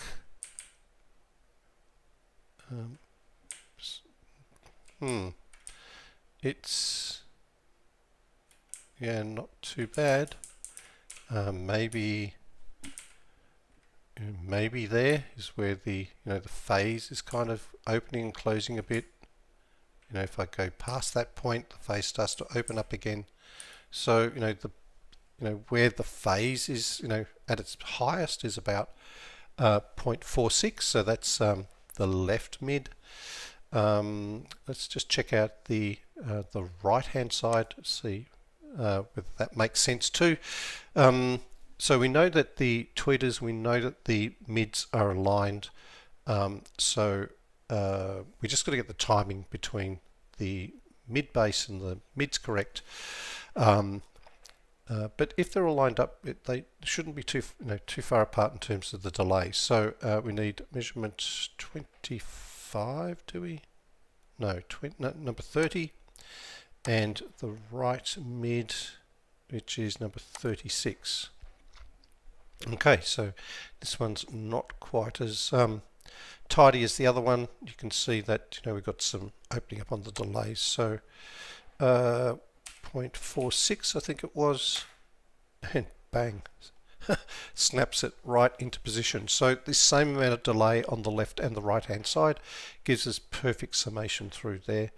Okay, so I'm just going to quickly go and measure the mid base. Sorry, I'm going to add delay to both the right and left mids. Because they're timed with the tweeters, I need to do the same with the tweeters. And then we can have a quick look and see that everything kind of lines up. So I will be right back. Alright, so I've got all of those measures now.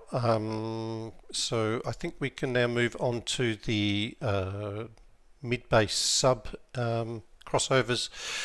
So we're going to need the sub, which is measurement 26. And we're going to need the mid-base measurements, which are 24, and the right mid-base has had some delay added to it, which is number 30. Okay, so 24, 26, and 30. So we're going to start with the left mid-base and the sub, so 24 and 26. So we're going to open up the alignment tool. 24 and 26, left mid base, here we are, and 26, which is the sub. Great.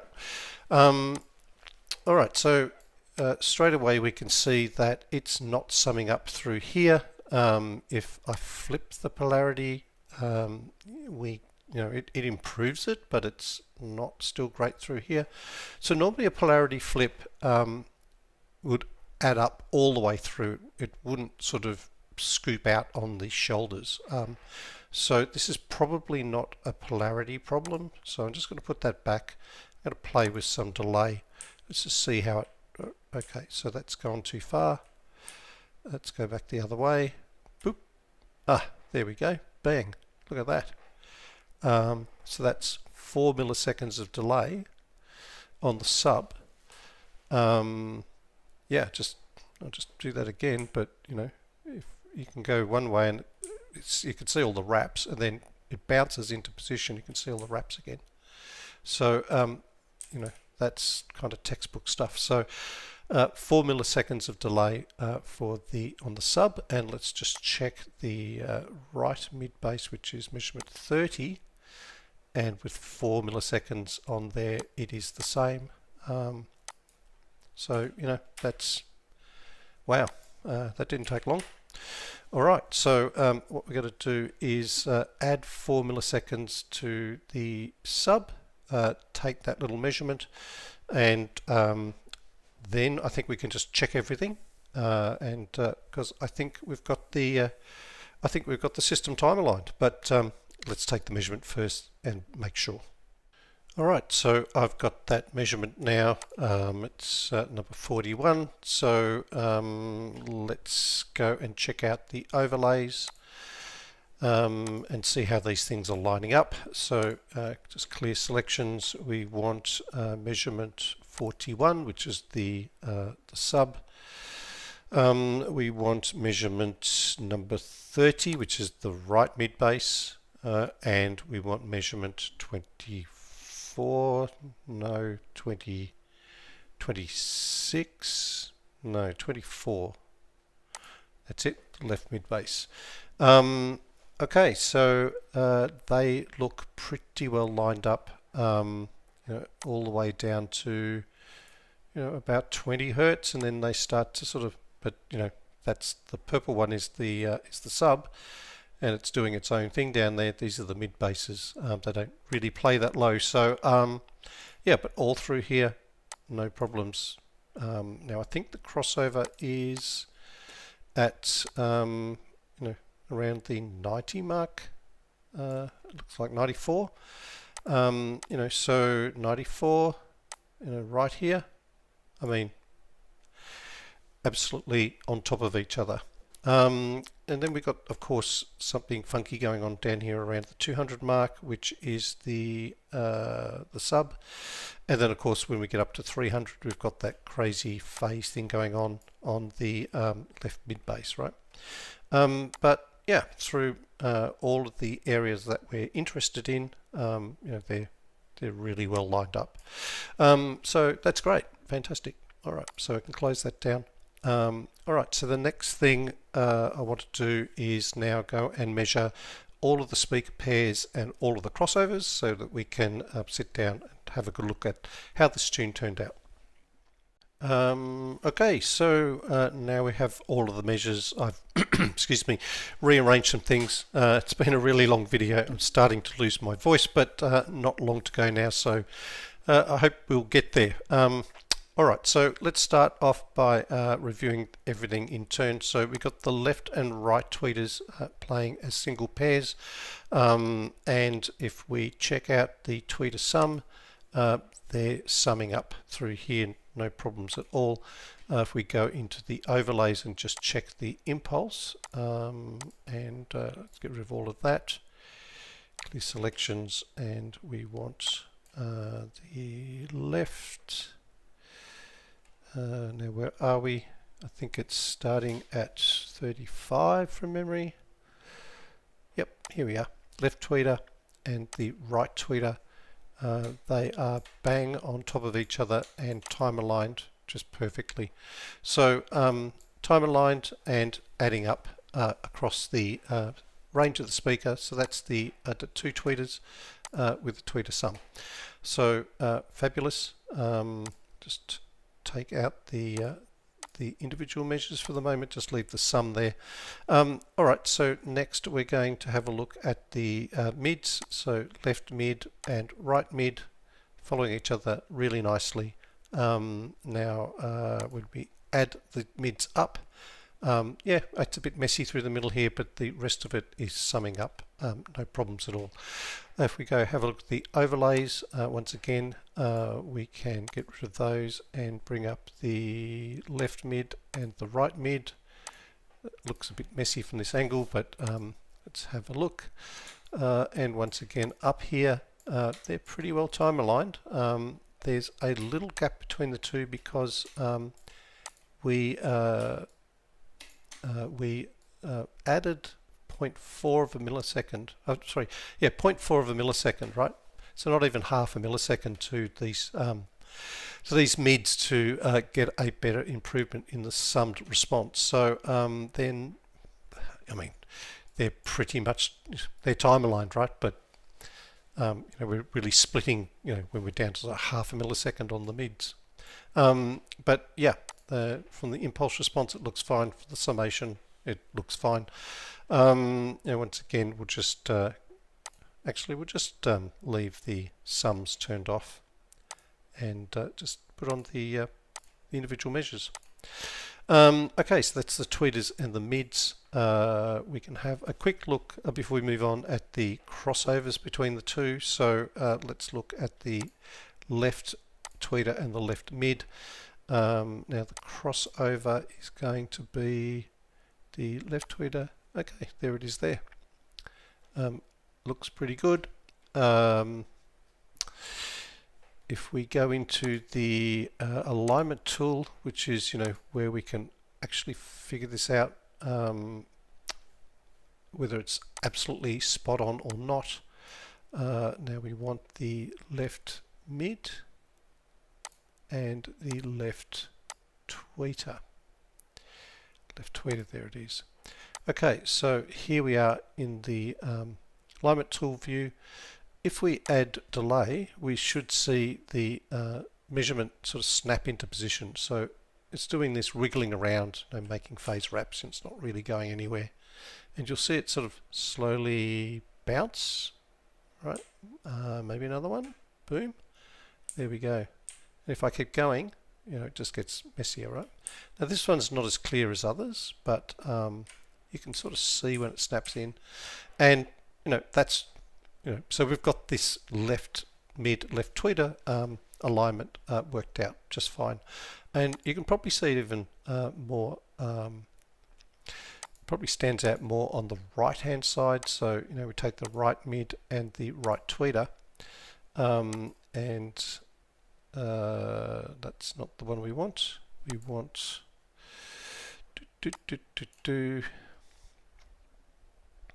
we want 38 and this one here. That's the one. 36. Okay, so once again you can see that that is lined up. And if we start adding delay to the left tweeter, we find that we start getting wraps. If we go the other way, we start getting wraps, and boom. Okay, there it is. It's 0.03. We could maybe do a little tweak, but it's pretty maxed out. So those two crossovers are perfectly time aligned. That's fine. So that is the left and the right, right tweeter, right mid, and the right summation, right? So looking pretty good through that whole area. Okay, so let's move on and look at the mid base. So the left mid base and the right mid base and the mid base sum. Oops, the mid base sum. So that's adding up all the way through there. Bit messy after that sort of phasey cancellation thing that's going on at about 300, but otherwise it looks fine, and that's way down the shoulders, right? So yep, that's summing up fine. If we have a look at the overlays, and this time we want to look at phase and just get rid of all of that, and we want to bring up the mid base, the left mid base and the right mid base, and I mean, it's perfectly on top of each other, just no problems at all, in phase all the way. That's great. And the sum, right? Beautiful. Okay, so we can close that. That's all worked out fine. Now we can have a look at the crossovers between the mids and the mid base. So let's get rid of that one, and bring up the left. Where are we? Left mid base, left mid sum, which is that one, and the right mid base, right sum. So once again, perfectly lined up through there. So the crossovers are looking good as well, which just leaves us with the sub, this one here. All right, so what we want to do is just look at, first of all, how that's lined up with the mid base. So once again, we'll go into the phase. I think we looked at this not that long ago, but I can just click on the sub and it should just be on top of all the others, which it kind of is. The crossovers down here at about 90, but yeah, it's fine. what is this? This is 14 versus 33. So within 15 degrees of phase of each other, even out here on the shoulders. So that's looking good. Now the crossovers between the sub and the mid bass, so the left mid bass and the sub all adding up, the right mid bass and the sub all adding up, and so we've got this beautiful flat response summing up all through the crossovers and running all the way up here, and there we go. So guys, that is how you do the time alignment using phase and impulse, now ready to take out to the car and do a little bit of fine tuning. So there you go, guys. We've got to the end of this marathon tuning demonstration. I really hope you enjoyed that and that it helps you in your own tuning adventures. Yeah, I almost lost my voice but made it through to the very end.